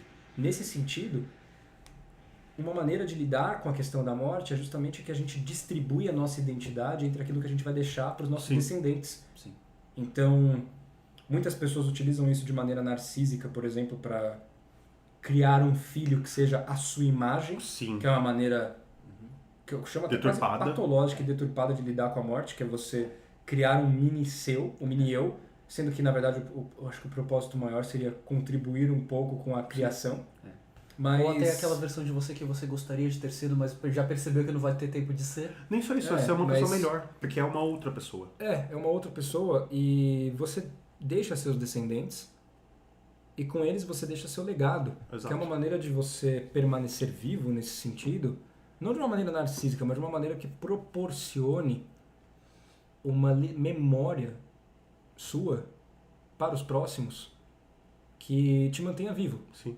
Hoje, mais cedo, a gente estava conversando sobre isso, você falou que a gente só morre de verdade quando deixam de lembrar da Eu ia gente. te falar isso agora. Então, assim, o que é pior, você morrer ou não ser lembrado? Sim. Eu tirei essa frase de One Piece, que é outra obra também japonesa, Uhum. que um personagem muito importante para um dos protagonistas da história, ele tá à beira da morte, com uma doença terminal, e sendo executado e tudo mais. E o filho dele adotivo estava chorando muito porque o pai ia morrer na sua frente. E ele falou assim, não chore, porque nós só somos esquecidos quando nós morremos. Uhum. Então, enquanto você lembrar de Nós mim... nós só morremos quando somos esquecidos. Exato. Você E isso traz um certo... Parece muito pessimista. Parece. Nossa. Exato. E ele falou assim, enquanto você lembrar de mim e outras pessoas lembrarem de mim, eu nunca vou morrer de verdade. E tem muito desse também questionamento sobre mortalidade, indo para outro momento que a gente já mencionou aqui também, que é Aquiles. Aquiles, ele chega, se não me engano, na Ilíada, e depois acho que Dante explora um pouquinho disso também, que é, ele tinha duas opções. Ou ele vivia uma vida medíocre, normal, Sem ser lembrado. e ele viveria muitos anos, ou ele seria lembrado para sempre, e ele seria uma grande pessoa, mas ele morreria. E isso quando o amigo dele, o Patroclo, morre assassinado por Heitor na guerra de Troia. Isso. E depois Aquiles fica furioso e ele quer assassinar Heitor por vingança. E ele quer exterminar os troianos, basicamente. E ele recebe essa, como se fosse uma oferta. Exato. Você gostaria de ser lembrado, você quer prosseguir na sua vingança e ser lembrado por todos, ou você quer permanecer vivo, mas não ser lembrado por ninguém. Aquiles escolhe ser lembrado por todos. Sim. E é curioso que na Dante depois brinca um pouquinho com isso. E outras coisas da cultura pop também brincam um pouquinho com se a escolha de Aquiles foi boa ou não. Você tem essa discussão. Você tem desfecho disso, inclusive, eu não lembro agora se é na Eneida ou na Odisseia. Na Odisseia. O quê? Onde Odisseu, né, naquele momento que ele invoca os mortos e conversa com eles. Ele encontra com Aquiles ali e fala, cara, eu preferia... Agora que eu tô aqui, eu preferia ter sido o fazendeiro mais anônimo da Terra. O Homero escreveu isso na Odisseia. É canônico. Então, assim, tem essa percepção. Talvez a gente, às vezes, busque um legado que não deveria ser nosso. Exato. Embora a noção de legado seja importante, existe... Você tem que procurar o legado que é correto. Exato. E, às vezes, muitas vezes, é até melhor você ser lembrado por poucos do que por muitos. Sim. Porque esse é o destino, essa é a sina da maioria das pessoas que já pisaram nessa terra. É ser lembrado por poucos e não por muitos. Sim.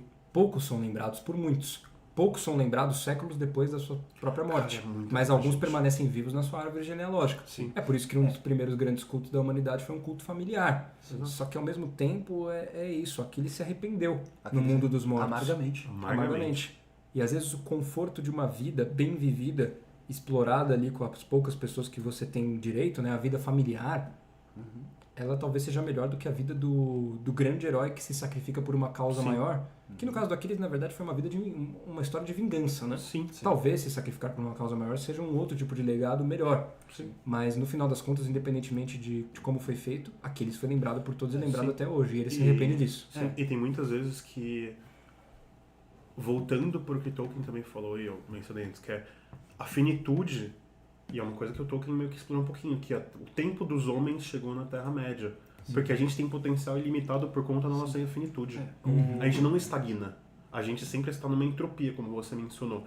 A gente sempre está indo pra frente, porque a gente tem que deixar um legado. A gente tem que construir algo. Desorganização. Porque a nossa vida é caótica e ela é finita. Uma coisa que eu já falei pra várias pessoas que é: a vida é uma eterna maratona.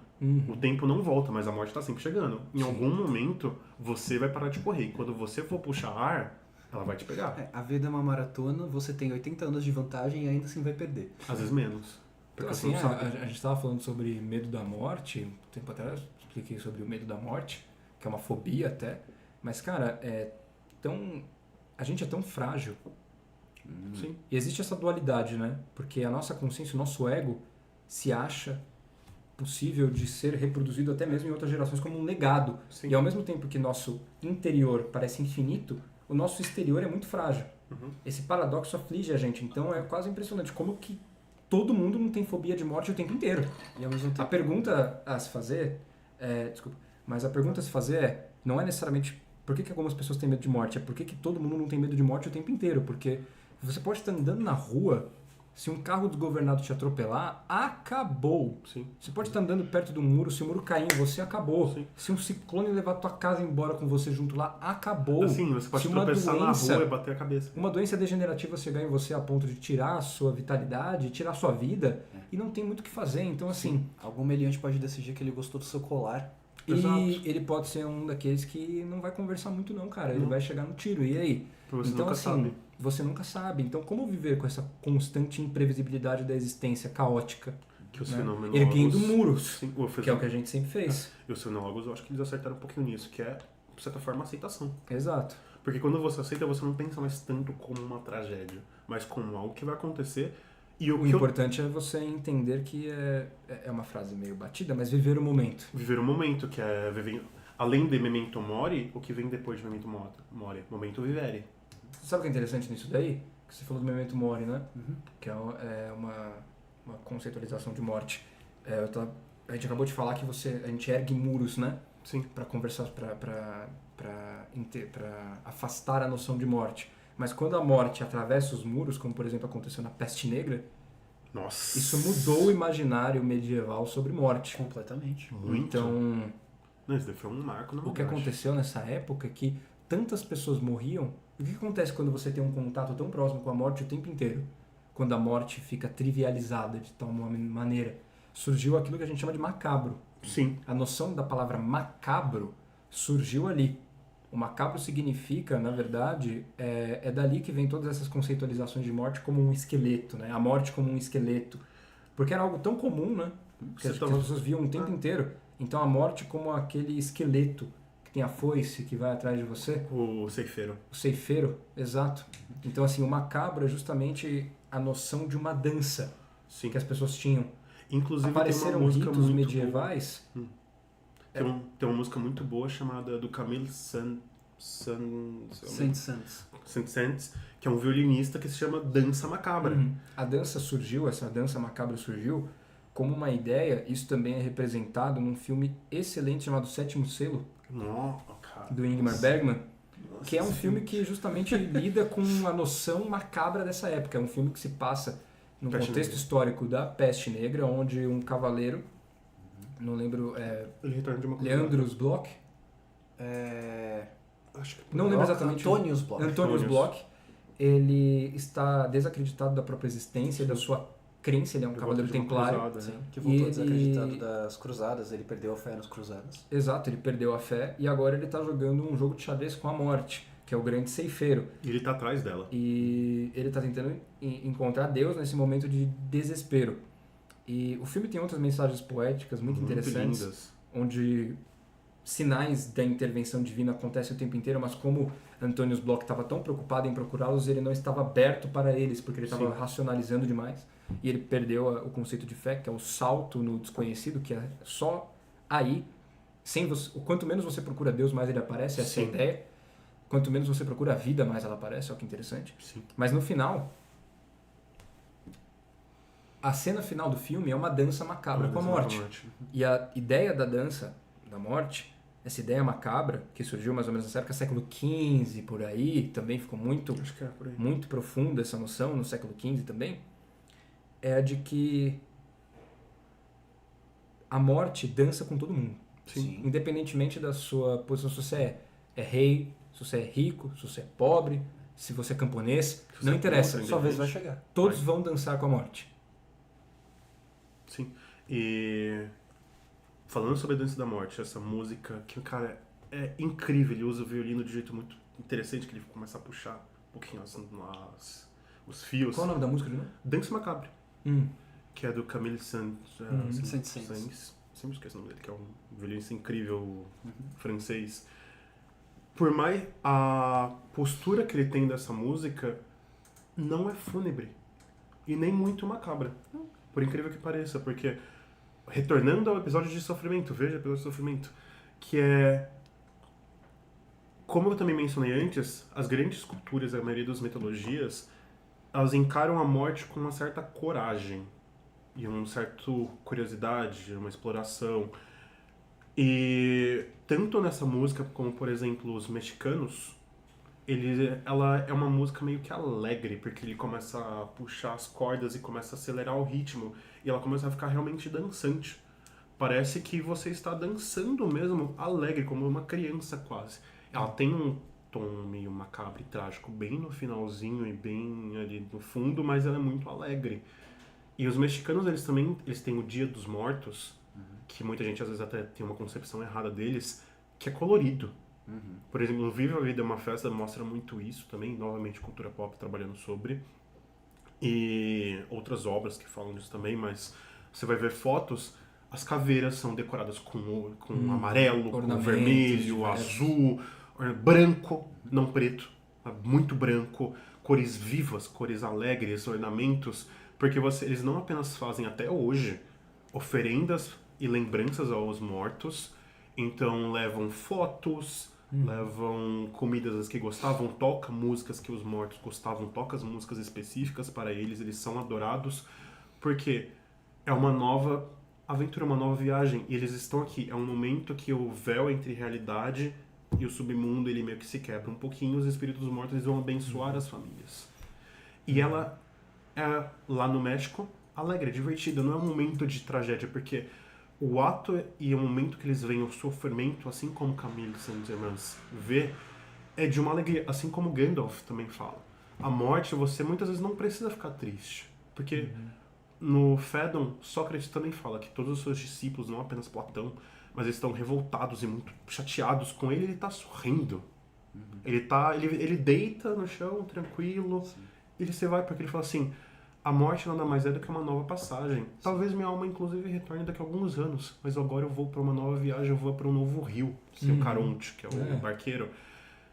Então, assim como a gente falou muito no episódio de sofrimento sobre postura, e o quão importante é a sua postura perante o sofrimento, é muito importante a sua postura perante a morte. Se você ficar muito bitolado com a morte, você pode criar uma fobia, uma ansiedade, falar assim, meu Deus, o que eu faço agora? E aí, igual os fenomenológicos também falam que você entra em desespero, de certa forma. E Assim, você deixa de viver uma vida que justificaria justamente essa morte. Exato. Ou você pode entrar num hedonismo e cinismo muito grande, vou fazer tudo, foda-se, nada importa. O 880, quando a ferradura ela se toca os extremos.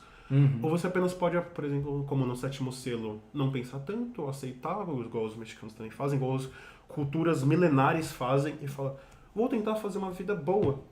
Vou tentar ter uma vida decente, morrer talvez do melhor jeito possível. Sim. Honrar, muito importante honrar quem já se foi, porque eles talvez ensinaram coisas boas, nós trazemos os legados, nós trazemos nosso DNA, legados de antepassados, assim, séculos atrás. Milênios. A gente tem DNA de Neandertal aqui na gente. E isso é importante, a gente honrar e a gente lembrar tanto das coisas boas quanto das coisas ruins dos mortos. Os nossos antepassados vivem em nós. Exato. Essa é a nossa evolução genética, né? Exato. Essa é a seleção natural que fez com que a gente estivesse até aqui. Você E tem olha memórias. que interessante. No 7º selo, as únicas pessoas que escapam da dança com a morte são justamente aquele casal com a criança que é o comediante, que eles vivem uma vida sem se preocupar necessariamente com a finitude ou não sei o que. Eles estavam mais preocupados em ter uma vida boa. Sim. Feliz para a família deles. São os únicos que escapam da morte, são os únicos que têm visões divinas ao longo da história, Exato. que todos os outros buscam, mas justamente por buscar tanto eles não têm. Sim.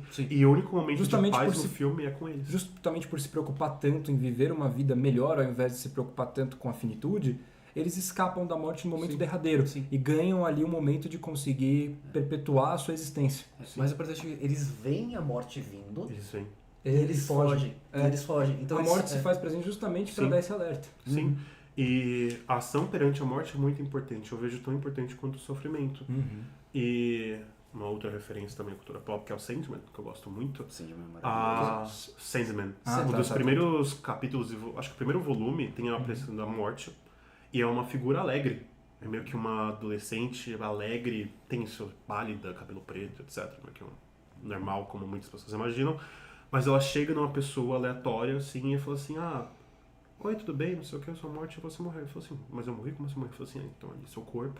Mas olha aqui, a gente tá numa nova jornada.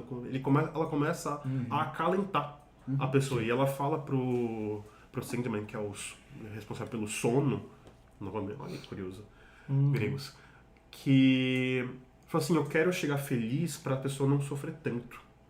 E é igual como, por exemplo, os escandinavos tinham isso, as valquírias vão descer armadas porque você tem uma morte decente, uma morte digna, uma vida decente.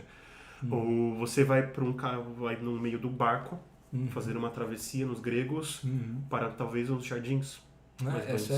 Você vai ser levado para o paraíso.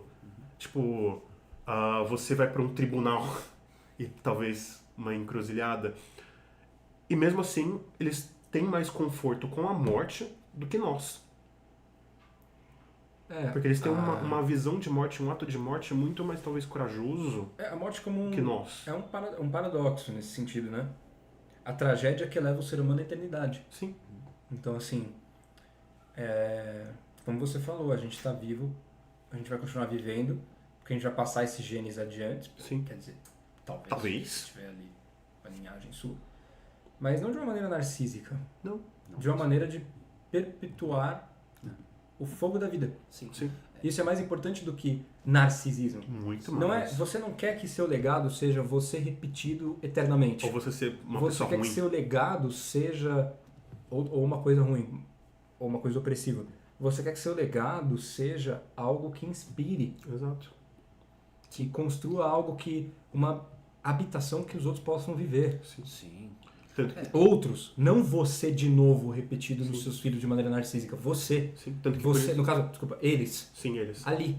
Por isso que eu falei, a morte pra mim, o apagar de luzes, doeu o material. Porque você talvez nunca realmente vai morrer por conta dessa frase. Você talvez ainda viva por algumas gerações, ou várias, nos seus filhos, nos seus netos. Aquela fase do filme do Gladiador. Nossas ações ecoam na eternidade. O mais interessante é que você não precisa nem ter uma metafísica para acreditar nisso. Não mesmo. Talvez filhos de amigos seus, que você foi um tio legal. Sim. Eles vão ecoar aquilo. Porque a gente vive em eterna... A gente vive num eterno caos. E muitas... tá sempre ali. Tá sempre ali. E muitas vezes pequenas ações que a gente acha relevantes para outro fez muita diferença. E isso já pode ser lembrado. É muito engraçado que muitas das grandes pessoas na história da humanidade, a maioria não queria ser lembrado, não sabia que ia ser lembrada. Apenas foi vivendo e fazendo o que tinha melhor. Sim.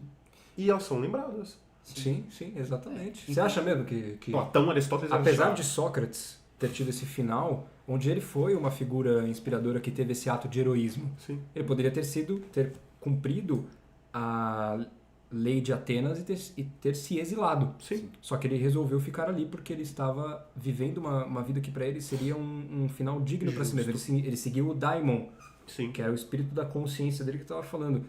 Você não... Aquela voz da consciência que está com a gente, você não pode fugir, você tem que enfrentar isso de cabeça erguida. Sim. Resultado, nós lembramos dele até hoje. Você acha que a gente lembraria de Sócrates se não fosse o fato dele ter tido esse momento de coragem? Sim. E é um momento de coragem diferente de Aquiles, por exemplo, que se arrependeu do que fez. Depois. Porque Aquiles subjugou o legado dele à vingança. Sim. Que não é a melhor das motivações para você ter. Não. Ao ódio, né? A cólera de Aquiles. A cólera. Né? E tudo que ela destrói. Sim. Enquanto que Sócrates subjugou a finitude dele a um ideal de um bem maior. Sim. E é inclusive interessante porque, se eu não me engano, as últimas palavras de Sócrates foram algo na linha de: eu estou morrendo agora porque eu prefiro sofrer uma injustiça a cometê-la. Sim. E se fosse necessário morrer 100 vezes, eu não alteraria a minha conduta. Isso é muita coragem. E uma coisa interessante, que talvez seja inclusive a lição por trás do destino de Aquiles, seja que melhor do que ser lembrado por muitos é ser lembrado por poucos, mas pelo motivo certo. Sim. Isso. Sim. Exatamente. E no final é um pouquinho sobre isso, como você encara a morte, porque ela vai chegar. Sim. Infelizmente. Ela vai Existe uma história que eu já contei aqui em outro episódio também, mas existe uma história budista chegar. Da mãe. de uma mulher chamada Kissa, que vivia num vilarejo budista. E o filho dela, algumas versões da história, o filho já começa morto, o filho recém-nascido. E outras, o bebê começa doente. E, independentemente da versão da história, Kissa chega pedindo para o Buda a vitalidade para que o filho dela não morresse ou para que fosse ressuscitado. Sim.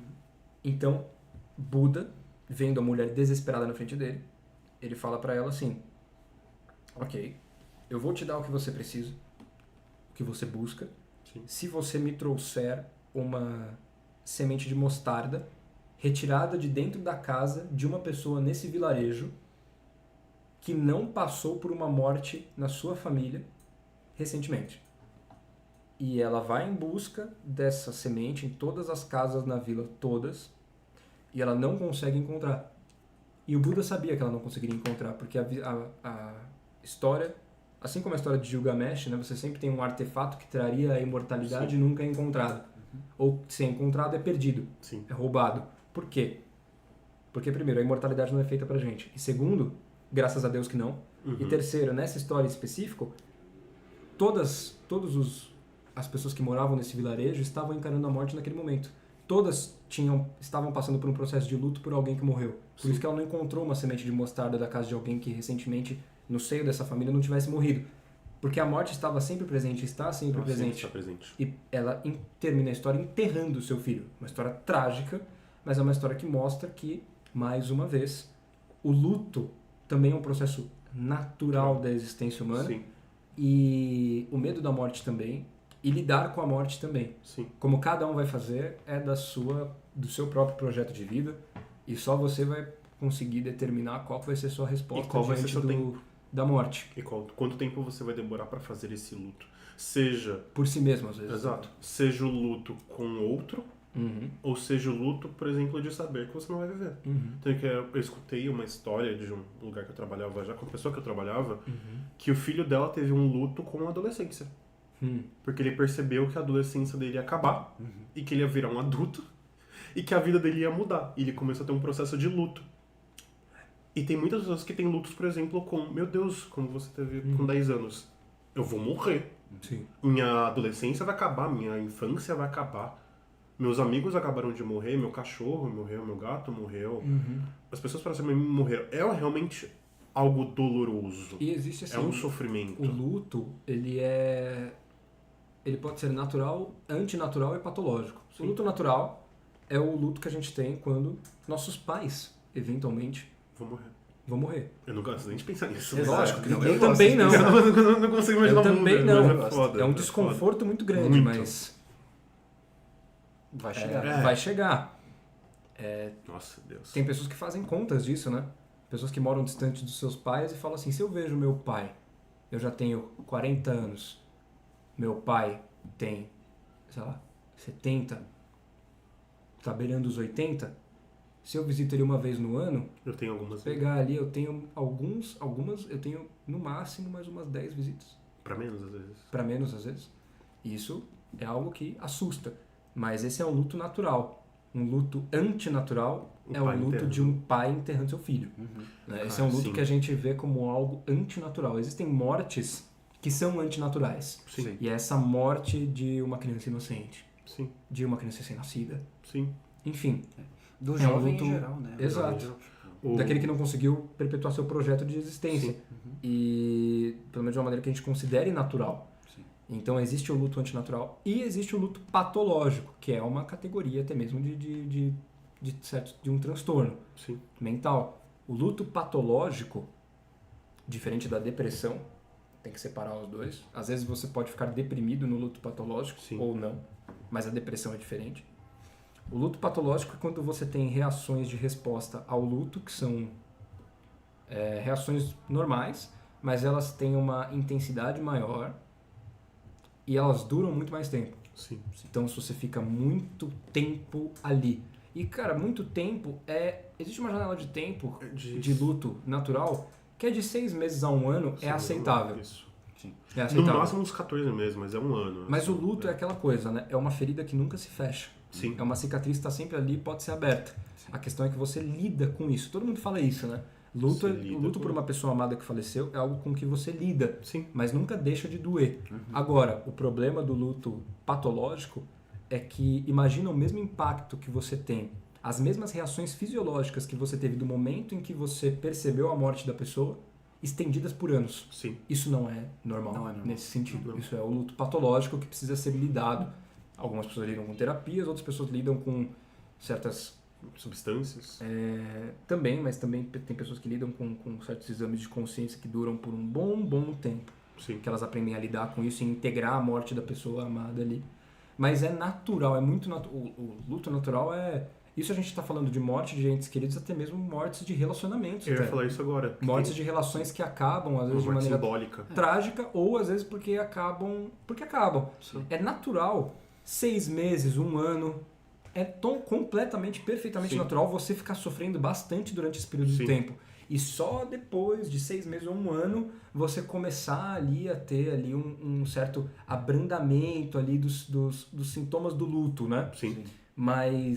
Mas lógico, cada um tem a sua... Sim. Não é uma regra comum, mas não é uma regra que vai funcionar para todos. Exato. Alguns vai ser 1 ano e meio, outros vai ser 3 meses. Exato. Depende muito da situação, depende muito da relação, Exato. de amor com a pessoa falecida Sim. ou de amor com a pessoa com a Sim. qual o relacionamento Foi. foi finalizado. Enfim, tem Sim, todos sim. uns... E E é interessante, seja envolvendo uma morte literal ou não, toda perda irreversível é uma lembrança da morte. sim. Você perder conforme você vai envelhecendo, você vai perdendo mobilidade Uhum. e não vai voltar. Exato. Você Cara, é perde muito- cabelo, você sim. perde visão, você perde... Cara, é muito triste. Você perceber, por exemplo, seu avô, seu tio avô, essas pessoas mais de idade ao seu redor, realmente perdendo as funções. Sim. Você perceber que ele já não lembra tão bem quanto É lembrava. muito triste, cara. É um golpe no estômago bem forte. Sim. É bem forte. Sim. Às vezes, tipo, existe algum lugar que você visitava na sua juventude que não existe mais, um restaurante onde você comia que fechou. Pô, foi Tudo isso são pequenas mortes. Tudo Sim. isso são pequenas É. mortes que você vai experienciando até a Sim. última, que é a real. E lidar com uma morte simbólica, eu acho que é muito mais trabalhoso que, por exemplo, lidar com a morte de uma adolescência. Que a vida dele foi Sim. aquilo, de certa forma. Os melhores momentos da vida foram Uhum. aqueles. É um baque muito grande pra, meu Deus, o que vai acontecer agora? A resposta disso foi um luto, foi entrar num estado melancólico. Sim, Isso sim. acontece. E o pior luto que eu tive na minha vida foi o luto de um relacionamento, que foi uma morte simbólica, foi a morte da pessoa que existia. De relacionamento, que foi a morte de uma pessoa que ainda existe. Uhum. Que eu não posso ir num cemitério ou Sim. ver um crematório. E olha que interessante, o luto da pessoa que ainda existe, como por exemplo num relacionamento, se você se afasta da pessoa, qual que é a diferença de uma morte realmente? Sim, Porque aquela você pessoa não, morreu você, por não, você. você não vê mais a Você pessoa. não fala mais com ela. Você não fala mais, você não escuta nada a respeito dela, nenhuma Projetos de notícia, nem nada. futuro morreram. Só que a diferença é, às vezes é até pior porque você não tem uma lápide a qual você possa Exato. conversar. Exato. Então, E tem muita gente que tem muita gente que quer dar uma certa diminuída nisso, porque não é tão falado. Porque o luto, geralmente, quando a gente pensa em morte, são de pessoas mais de idade. Ou que tiveram alguma tragédia, como alguma câncer, por exemplo. Ou guerra. Por aí vai, que mesmo que a gente não tenha mais tantas guerras hoje em dia. Mas guerras, tragédias. Mas também a gente tem vários tipos de morte, porque tem mortes simbólicas, mortes de ideias, mortes de um eu do se passado. eu não me engano, posso estar enganado, mas eu acho que não. Freud ele falava que o homem só se torna homem quando o pai dele morre. Simbolicamente, já. Quando os pais dele morrem. Não. Então, Ele era mais, nesse sentido, ele era um pouco mais literal. Tá. Foi Jung que falou, essa morte pode ser simbólica. Tá. Então, a morte simbólica também prepara você para outras transformações, porque a gente tem mortes simbólicas o tempo inteiro. Sim.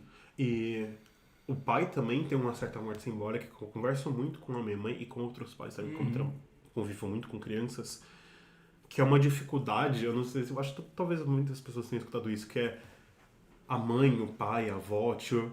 Pra mim, você sempre vai ser aquela criança, você sempre vai ser um bebê. Porque, cara, eu tenho isso, eu A já morte vi. da infância pros pais. Né? Exato, eu tenho um pouquinho disso. Tipo, tem crianças que eu vi crescer que eu falo assim, eu não consigo ver como um adulto. Pra mim sempre vai ser tipo aquela criança que eu ajudei a trocar fralda. Exato. A patologia da mãe é justamente não deixar a infância do filho morrer, que é uma morte muito grande para ela e difícil, porque veio dela. Sim. E justamente essa noção de deixar o filho se afirmar no mundo sem a constante presença dela. Sim. Né? Sim. Isso é uma morte que a mãe tem que lidar, Sim. que é natural. E quando fica aquela mãe super protetora, É um problema isso muito grande. acaba com a vida da criança que não se desenvolve além de uma infantilidade. Apesar dela Um ter 30 adulto. anos de idade, Exato. ela não consegue viver sem ficar com qualquer problema que aconteça na Dependente. vida dela, ela corre pra saia da mãe. Sim. Ou pra saia de algum outro adulto porque ela é dependente, ela não tem autonomia.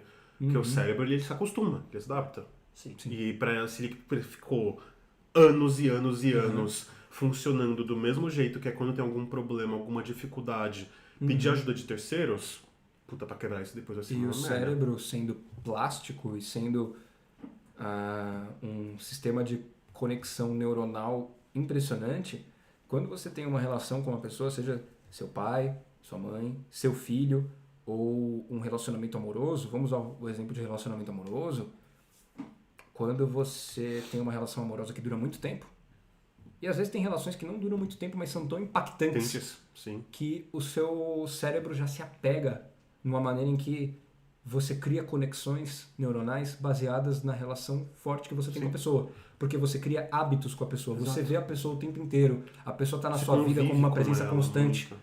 Então o seu sistema neurológico se adapta à presença da pessoa. Sim. E se essa pessoa é retirada de você, seja numa morte ou num término de relacionamento, o que acontece principalmente num casamento que dura muito tempo, mas também em relações que podem ser de curto prazo, mas que tenham sido muito impactantes.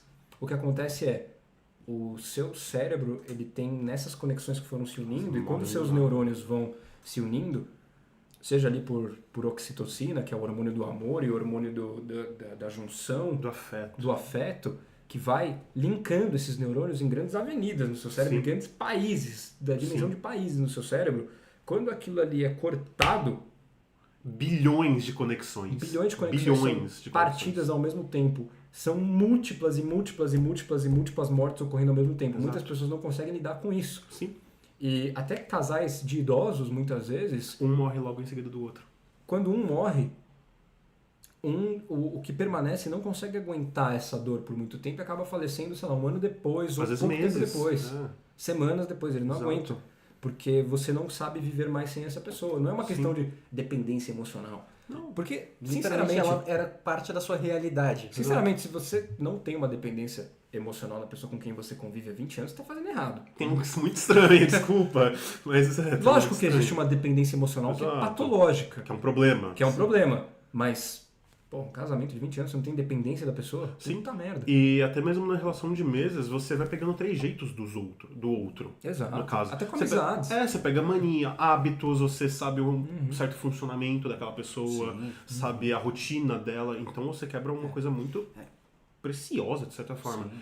Então a morte ela é muito complexa porque ela vai além do físico. Ela é algo extremamente abstrato, igual o sofrimento. Sim. Tem e eu acho que é uma boa coisa, inclusive, pra gente talvez encerrar. Tem um exemplo desse rompimento de realidade que acontece com o luto, que tá em um poema saxão chamado O Andarilho, The Wanderer. Sim. E é interessante, ele narra as reflexões de um cavaleiro cuja pátria, né, cujo reino foi devastado. Então o rei dele morreu. Com isso foi o senso de propósito dele, os amigos dele morreram também em batalha, então ele já não tem... eu acho que é uma das frases mais tristes que eu já li na minha vida, que ele diz: não restou ninguém com quem eu possa compartilhar meus pensamentos. Caralho. Né? E ele medita sobre isso, ele fala que ele vive a morte enquanto vaga pela terra. Porque ele viveu, mas os mortos não se lembram e não contam histórias. Então não há quem se lembre dele, porque ele cabe a ele apenas a função de lembrar. Sim. E eu acho que são raros os momentos em que isso acontece na vida de alguém, são raras as pessoas que passam por essa experiência.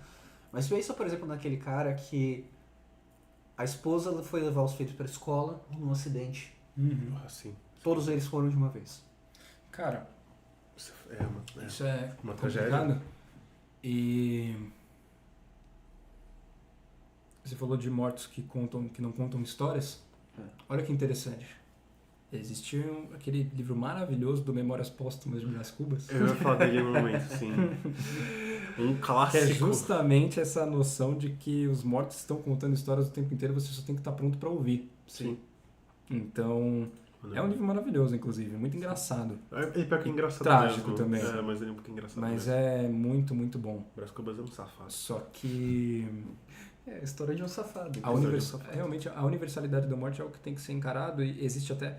Agora o Marcelo vai ficar maluco quando eu falar isso. Mas tem uma banda aí chamada Sleep Token. É nem a única banda que eu tenho tatuagem no corpo, mas E que meu amigo Marcelo gosta muito.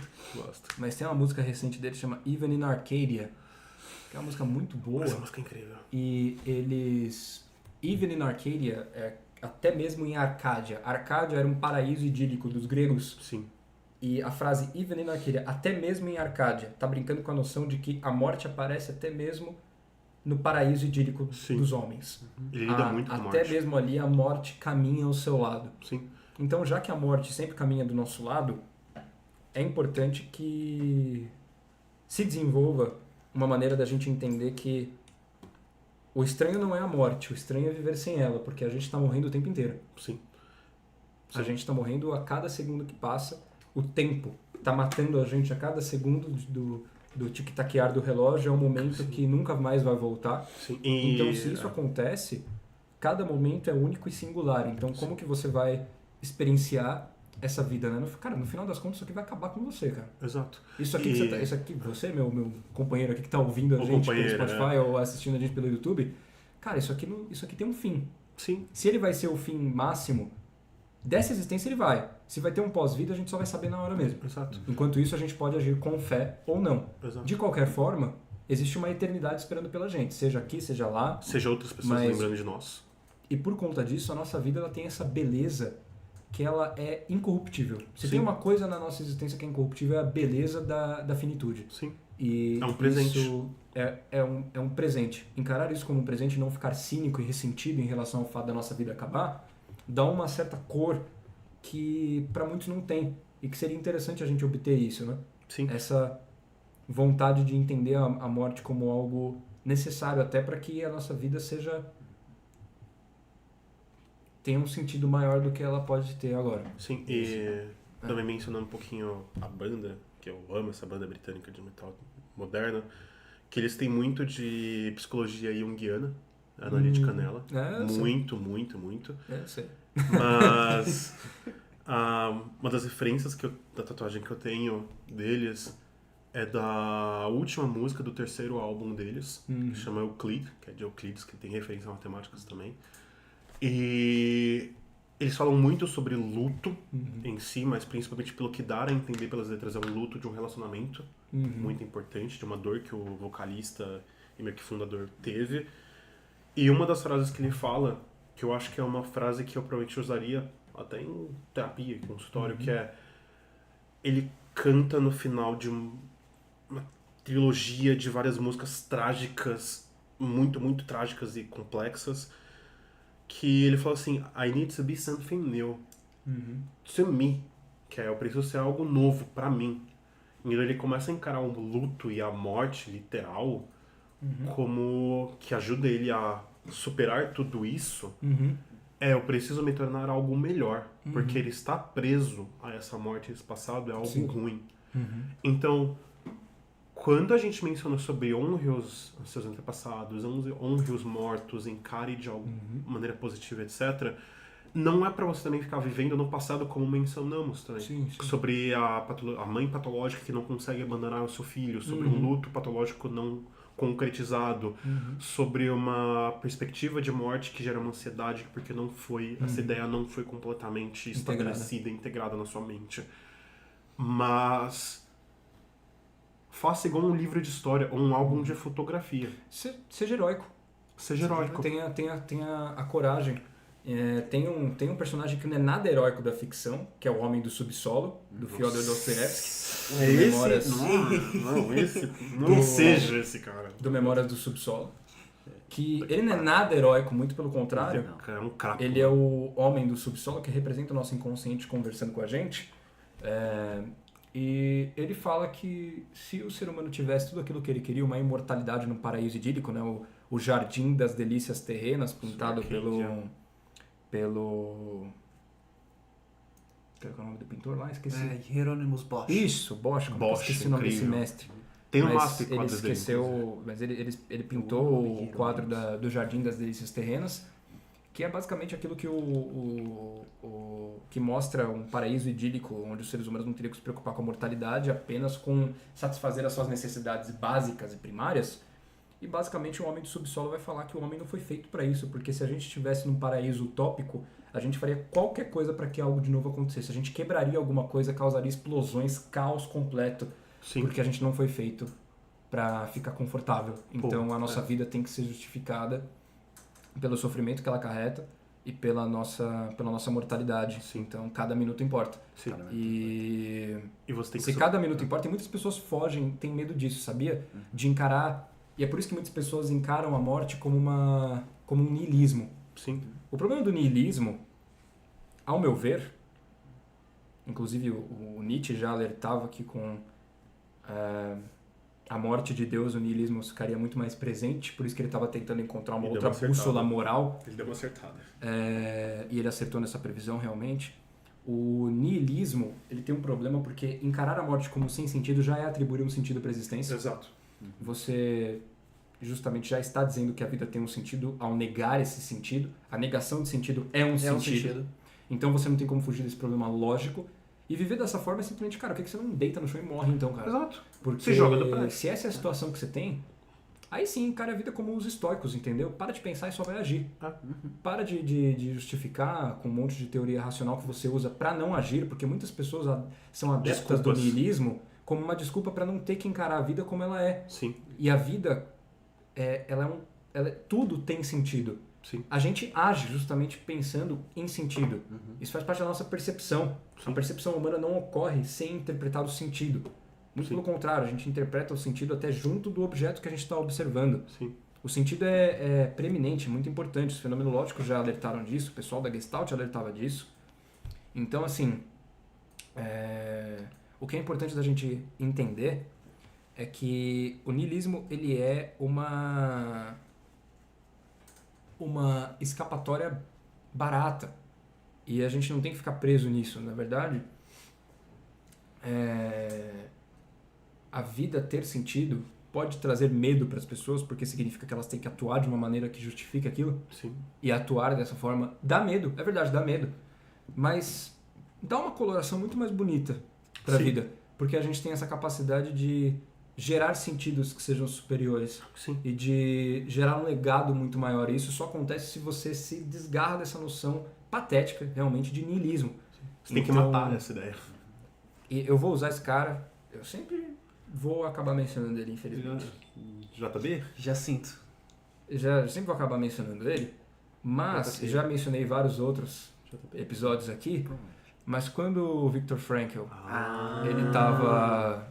ele estava no campo de concentração nazista, e também Alexander Solzhenitsyn estava preso no Gulag, o que eles entendiam é que quando a morte assomava em todas as suas direções ao ponto de se tornar algo até rotineiro, eles encontraram ali, primeiro, a constatação de que a primeira coisa que vai embora em situações extremas é o seu corpo Físico. e o seu espírito. Ele precisa estar ali integrado com essa noção de morte, justamente. Sim. E quando o sofrimento máximo e a ameaça da morte acontece o tempo inteiro, bem, o que você pode fazer é buscar nisso um sentido maior e entender isso como uma pergunta e você ter uma resposta que seja à altura. Sim. Então, pra gente fechar aqui, eu acho que essa é a visão que fica. Então, vamos fechar, né? Vamos fechar? Bora. Cada um tentando ali finalizar. Sim. O que é a morte aí, pessoal? Eu não mudaria muito a minha resposta. Mas então fala de novo aí pra nós, então. Mas eu só faria uma leve adição que é... Se você mudar uma frase... Falei eu tô pra de fazer olho. uma leve adição. Eu tô de olho. Fique de olho. Ainda bem que você Tô- olha, né? tô Mesmo, não não muda é nada. cego. Que é... Agressivo. Ignorante. Passivo-agressivo é foda, né? Que... Fala aí. Isso tem duplo sentido. Mas... A morte é o apagar de luz do eu existente na materialidade. E... Talvez adicionando uma coisa de luto, que a gente comentou um pouquinho no final, que é... Todo luto importa, porque todo sofrimento importa, de certa forma. Porém, você tem que encarar a morte e o luto com uma certa bravura, curiosidade, porque quando você faz isso, você consegue se tornar algo novo, algo melhor por você e pelos outros do que no seu redor. E eu gosto tanto da música Euclide por conta disso. Você, ao superar essas grandes dificuldades, você se torna algo novo. E você não faz isso pelos outros, você faz isso por você. E a morte é uma constante, é uma maratona que ela sempre vai ganhar. Ela sempre vai ganhar. E você não sabe quando. Mas esse apagar de luzes, ele não é 100%, porque outras pessoas vão poder lembrar de você. Então, por mais que a sua concepção de eu e o seu cérebro pare no momento, para a neurociência as sinapses acabarem, a morte, outras pessoas podem lembrar de você. E se você ficar preso nas concepções de morte, de luto por muito tempo, você não vai conseguir chegar no seu potencial Olha que máximo. interessante. Quando você morre, o que sobra de você depois? Osso. Onde estão atrelados os seus sentimentos, suas sensações, suas emoções? Seu sistema nervoso. Sim. Isso é a primeira coisa que vai embora depois que o seu corpo desfalece. É. A única coisa que fica é o repositório das suas ações, Sim. que é seu Suas esqueleto. memórias. Então, para o curso da eternidade, pouco importa como você se sentiu, mas sim como você agiu. Sim. Assim como a gente falou no episódio de sofrimento, o que importa é a sua ação. E a forma com que você age perante a isso. Sim. Então, eu acho que a melhor forma de você lidar com a morte, com o luto, é como vendo um livro de história, ou um álbum de fotografia. Que você abre, você lembra das pessoas importantes, você honra os mortos, como por exemplo o Dia dos Finados. Você vai lá, lembra delas com carinho, lembra dos erros para não repeti-los. Eu falo assim, ok, eu vou usar isso para me tornar algo melhor. E tentar dar uma simetria nessa vida que é assimétrica. Mas é um apagar de luz. Somente, ó, apaga. E é isso. Eu diria que a morte é a hora da verdade no sentido mais literal possível. É um encontro marcado com a verdade do qual você não pode escapar. É uma verdade absoluta. Você vai morrer e naquele momento você não vai ter distração ou abstração para qual fugir. Você vai ter que encarar aquilo ali. Como você lida com a verdade, eu diria o seguinte: construa uma vida digna do seu fim. É o que a gente está tentando fazer.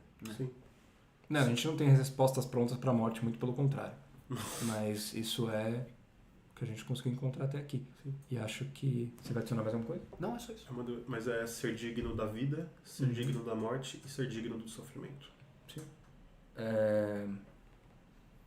Eu diria que a morte... Eu entendo muito porque os existencialistas e fenomenológicos falam que existência é morte, porque não passa um segundo que uma morte não esteja acontecendo na nossa vida, porque quem eu era no segundo passado já não existe mais. Sim. Então, a gente está sempre em ciclos de ressurreição, e é muito disso que fala, por exemplo, o símbolo mitológico da Ouroboros, a serpente que devora a si mesma, né? De onde a gente veio, para onde a gente vai eventualmente retornar, né? O Yin Yang, né? Todos esses símbolos cósmicos e mitológicos. E eu diria que a morte, ela é justamente a tragédia misteriosa que carrega a eternidade. Uma boa definição. Justamente esses eternos ciclos que estão com a gente e que eventualmente terão sua apoteose. Sim. Então, como você mesmo disse, o que basta, né? Como vocês mesmos disseram agora. Em face a essa tremenda realidade, o que sobra? Heroísmo. Eu diria heroísmo. E o heroísmo, ele é justamente aquele ímpeto de coragem, né? De não me acovardar em um niilismo perante a catástrofe máxima da existência, mas sim integrá-la e compreendendo seus ciclos diários e buscando uma vida digna que justifique isso para que o sentido da sua vida seja uma habitação em meio ao caos que as futuras gerações possam habitar. Que é justamente o que esses heróis mitológicos faziam. Bem, é isso? Acho que isso. só. Acho que agora se... Só queria fazer uma live dica que é... A gente falou muito de morte, mas uma reflexão também pra vida, que no final se tornou isso, que é... Que o Kizo falou, se a morte chegasse agora na sua frente e falasse, tá pronto pra morrer, qual seria a sua resposta? E pra fazer também um exercício que eu vi também na música que eu gosto muito, que é, assim como as estrelas, a gente observa elas, a gente observa o passado, porque a estrela já morreu há muito tempo, há anos-luzes na nossa frente. E a gente vê o passado, a gente vê o passado, quando a gente olha pro céu. E se você fosse olhar pro seu céu, pra sua vida como se você fosse uma estrela, qual seria o reflexo dessa luz? Qual a constelação que você deixou? Sim. Exato. Qual o tamanho dela? Sim. Ela foi uma estrela, boa ou não? Se você sempre pudesse fazer essa observação do passado através disso. Ela guia os outros ou ela ilude? Exato. Ela te leva para um lugar seguro ou ela te leva para o meio do pântano? Se você pudesse voltar pro passado e olhar a sua vida através de um telescópio, como ela seria? E qual a resposta que você vai fazer com a sua vida perante essa resposta? A gente tá trazendo isso até pra gente, na verdade. Sim. Pra todos nós, na verdade, porque ninguém tem uma resposta pronta pra isso daí. E, bem, eu acredito que a gente encerra por aqui, então, a nossa conversa sobre a morte. Se você que está assistindo a gente, seja por Spotify ou por YouTube, se você gostou da nossa conversa, se a gente trouxe alguma reflexão que seja positiva, se você acha que a nossa conversa seria benéfica para outras pessoas, compartilhe isso com quem você gosta, compartilhe isso com seus amigos, escreva o que você achou aqui nos comentários para a gente entender o que vocês mais gostaram dessa conversa e o que vocês retiraram dela, que a gente vai adorar ler isso. Sim. Se vocês gostaram, deixa aqui aquelas curtidas, todo aquele yara das redes sociais sempre que a gente tem que Você tem a básico, é isso. Se você gostou e gostaria de se interessar por outras conversas, se esse é o primeiro contato que você tem com a gente, temos outras conversas com outros temas aqui, que você pode conferir nas nossas redes, entre aqui nos nossos canais. Se você está no YouTube, vai aparecer ali uma imagem com todas as nossas principais redes. Se você está no Spotify, na descrição desse episódio já tem as nossas redes ali para você seguir. Exato. E ficar acompanhando, porque na próxima semana, caso você esteja vendo isso aqui quando esse episódio foi lançado, na próxima semana sempre trazemos aí uma nova pergunta, uma nova questão. Exato. Então, se você gostou, nos siga o Farol, certo? É assim que a gente talvez consegue dar esse sentido grande para a nossa existência caótica, seguindo esse farol que ilumina com novas ideias ali, que trazem essas reflexões que ajudam não só a gente aqui que está conversando, mas talvez você que esteja nos ouvindo. Exato. E, bem, é isso. É isso. Adia a sua morte se inscrevendo no Farol, porque a gente sabe Eu onde sabia você que mora. ia vir algo. Eu tava olhando Nós pra vamos ele. vir atrás de você. Adia a sua morte. Ele vai. Não morra vivão. Ele vai. Ele tá com a camiseta Ele tá com de caveiras. caveirinhas Estou de aqui. caveiras. Isso é um aviso direto. Que nem na natureza, quando você vê um sapo venenoso, isso sou eu te ameaçando de forma Então direta. você é um chega. sapo? Ok, acabou. Chega, é isso. chega. Cortou. Tchau, gente. Pessoal, muito obrigado e até a próxima. Até a Faz próxima. prog. Adeus. Tchau. Memento Mori. Memento Vivere.